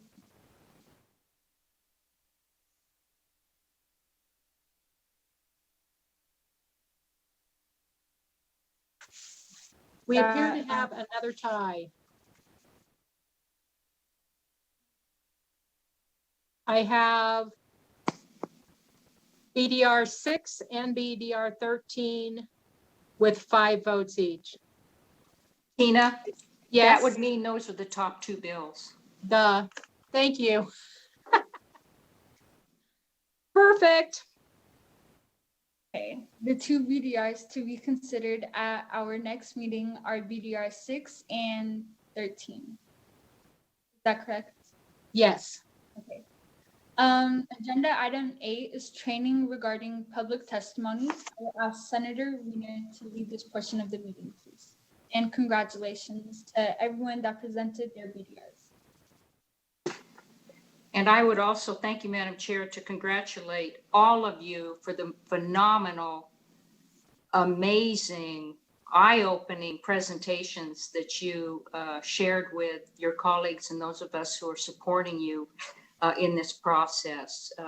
You were prepared for both your original presentation as well as your questions and answers. You had those answers ready, so you thought ahead. And for the second round in the 7 bill consideration, for the 2 bill consideration with a follow-up presentation, thank you for adding additional information and insight so that your colleagues could make thoroughly considered voting decisions. Because of time, I'm going to do a very brief look at this because you have the material. It's written. I was going to highlight it. If you look in your materials, you have the handout a testimony before a public decision-making body. And also with that, I prepared the testimony before a public decision-making body questions that you might want to consider. And again, because we ran a little bit longer than anticipated for this portion, which was important, I will encourage you to carefully review all of these materials. They're not extensive, but they're very important. Also, to remind you that your town hall meeting, public testimony, we canceled that one last spring, didn't we? Your public testimony report, you'll have also in your packet, your report. It's an updated template. That is due December 5th. December 5th, so you have a lot of time between now and then. What we have refined in that report and also in the materials that we presented, we adapted to the virtual experience. So historically it would have been in person. Now we are adjusting it to your capacity and your accessibility to provide public testimony before a decision-making body, likely not in person. However, they are open to the public, so through Zoom. Written remarks are also an option, but what you'll need to learn in advance is by what time and day do they need to receive those written remarks. You can't expect them to get them the day of. They might require them to be provided sooner if they are submitted in a written form. Some decision-making bodies allow you to testify by telephone. I believe that would also require an advance request. One of the suggestions I make in the handout as well as in the questions, if indeed you're choosing a public body to testify before that might have a representative that is includes your youth legislature or your Senate district, it's worth doing the homework to determine who that person is.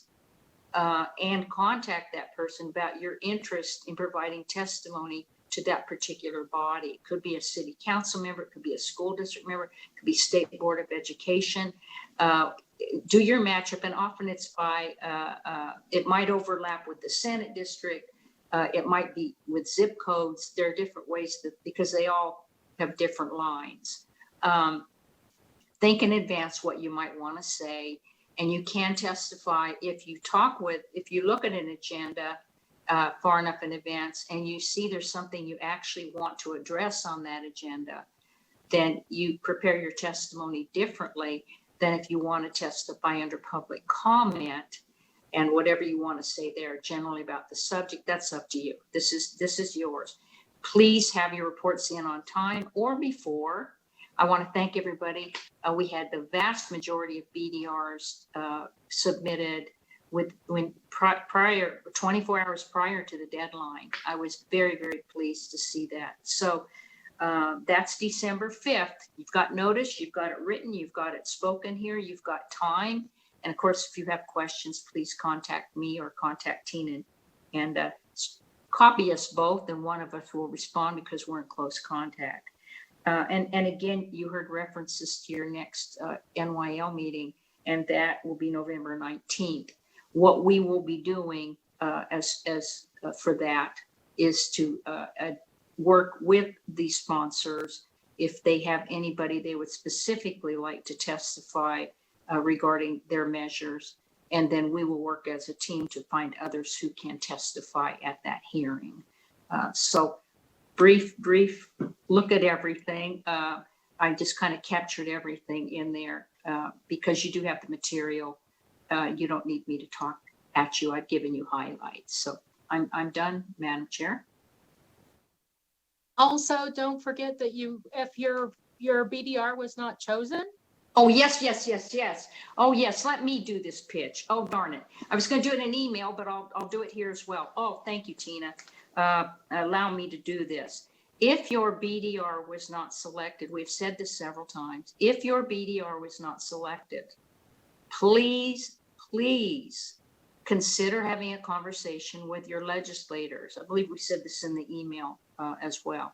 Have a conversation with the legislators in your district. So that's one senator and 2 assembly members. A couple of you have had termed out senators, so that will be more difficult because there's no one yet selected to represent that district. Please, we strongly encourage you to have a conversation and shine as advocates for your measure the way you did today. You were magnificent. Each and every one of you was superb. I had to keep remembering that you're high schoolers and not the elected sitting in those chairs during session. Beautiful, beautiful job.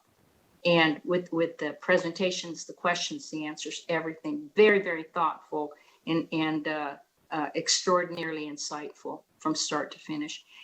Take that next step and contact your legislators to determine their interests, but be the advocate that they know you are, and have a conversation and be bold and ask what they consider sponsoring that measure in the next legislative session, because they're still in request period for BDRs, aren't they, Tina? Maybe Asher would be a better person to ask. Okay, yeah, that's why I hesitated. Asher, they're still in a window for submitting BDR requests, aren't they, in one of their deadline windows? Yes, so the first tranche of legislative BDRs have already been requested, but there's another tranche that's available through the first week of session. So there's still time for legislators to Wonderful, sponsor some bills. wonderful. Yeah, so they still have opportunities to make those decisions. So, and again, most of you have 3 different legislators to have a conversation with. I would suggest talking with all of them. Those who have term limited, you're going to be a little limited. However, you still have other legislators you can approach. So that would, thank you, Tina. I'm sorry I stepped on your toes. This is my passion to step on your toes about this one, and I apologize. So thank you for bearing my weight on this one. Anyway, now I'm done. Thank you. Thank you, Tina and everybody. Thank you so much, Senator. Oh, it appears there's a question. Does the same idea apply if our representative is running for a different office as youth legislator? If it's an assembly member running for a different office, they are relinquishing that office because that's a 2-year term. If it's a senator running for another office, they're within their 4-year term and they're still within it. They still have, the BDRs and things. But Asher, you might want to answer that one too. Asher Killian, Committee Counsel. If I understand the question, it's generally whether a sitting legislator who is running for a different seat would be considered an incumbent for the purpose of requesting legislative measures. And it gets complicated. An assembly member who is running for a Senate seat would generally not be an incumbent because they're giving up their assembly seat to run for the Senate seat. A senator running for a different seat might be midterm, so they may continue to be an incumbent or they might not. I could give more guidance, certainly, if you have particular questions. Youth legislator being stated is they're still asking. Thank you. Thank you so much, Senator Wiener, for all the insight that you provided us for our next assignment and our next meeting as well. I will now open the second period of public comment. The same rules mentioned during the first period of public comment apply. Please try to avoid repeating the testimony if someone has already made your point. Each person will be asked to limit their testimony. And that phone number is 669-900-6833. And the meeting ID is 916-4998-4825. There was a mistake on the original agenda. Okay. Yeah, and if this is Brian from BPS, if we can take a 2-minute break to allow people to call in, that would be great. Thank you. We'll resume back at 5:20.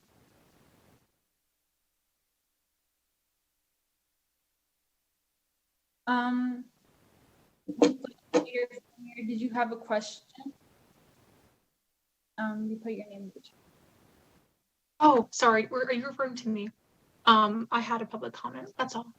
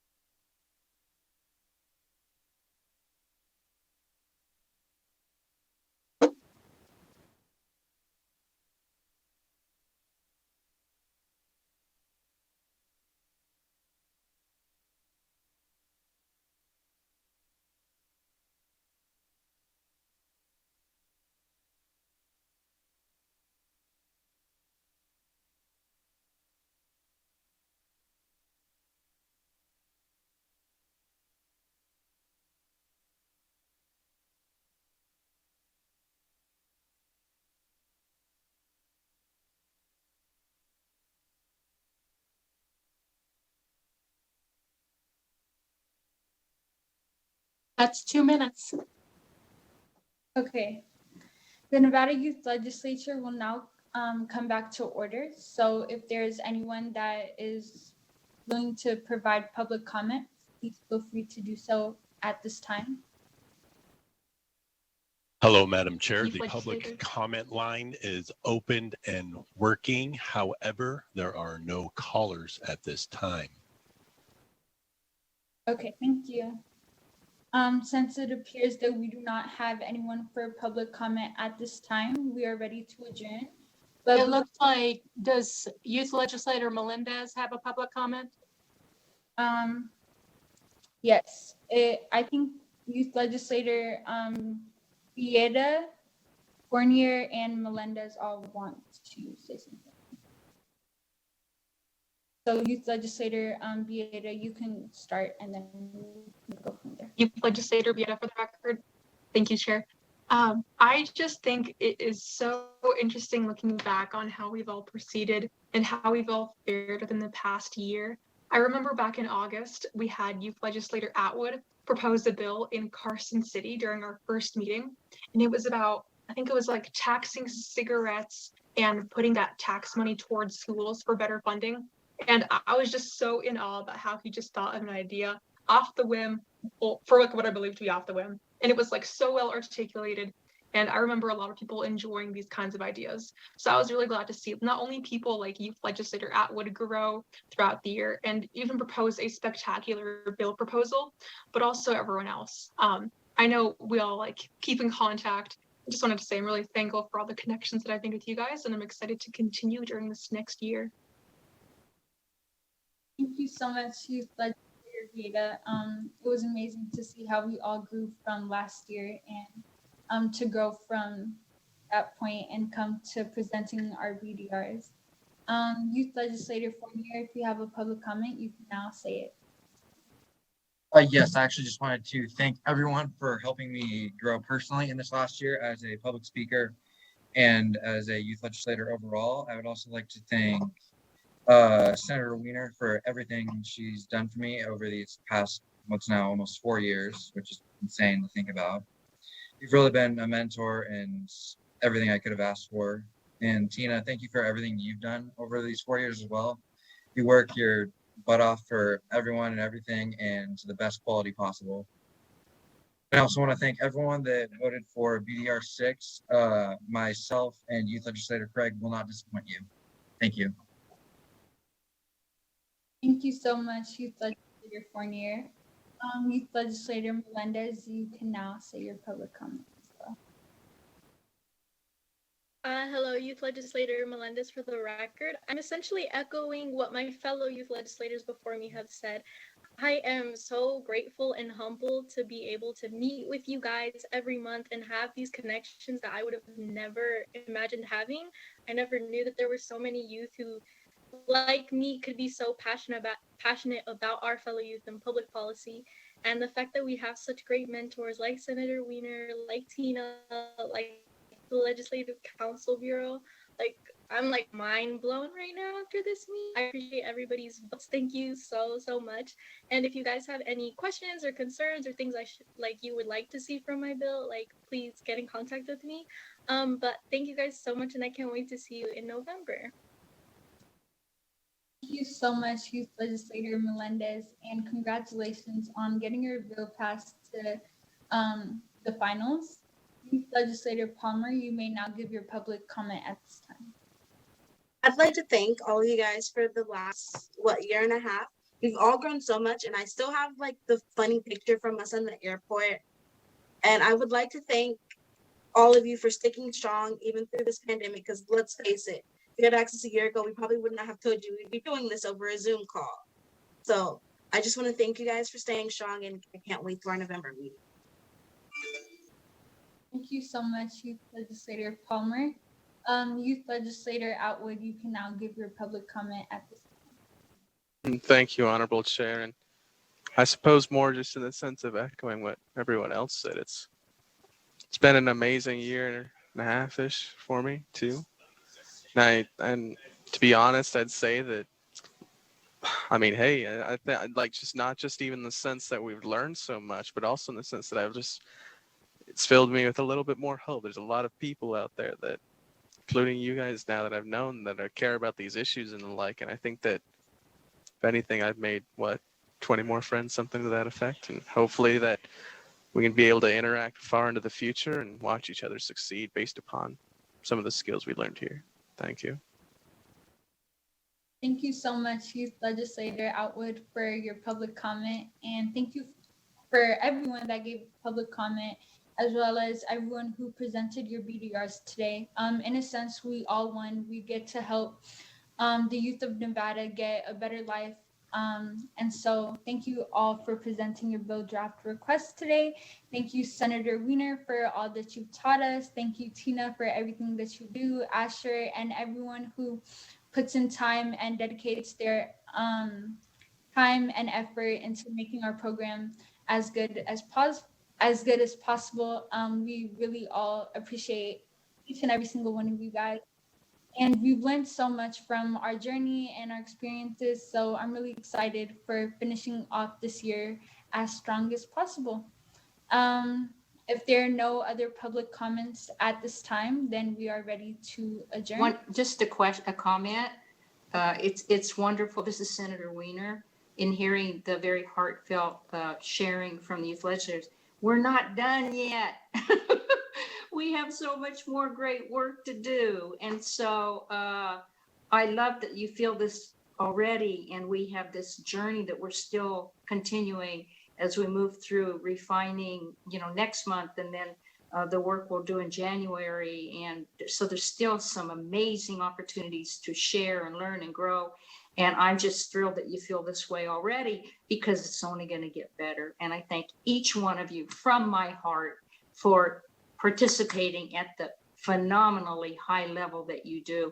It's just an extraordinary, joyful experience for me to be part of your journey and your energy as you continue to grow through the program. So thank you very much, Madam Chair. Thank you so much, Senator Wiener. And again, thank you to everyone who participated today. And we will finish off the year really, really strong. We still have a long way to go. So I'm really excited for how this year will take us. And if there's no more public comment, then this concludes our business for today. And this meeting is now adjourned. Thank you, everyone.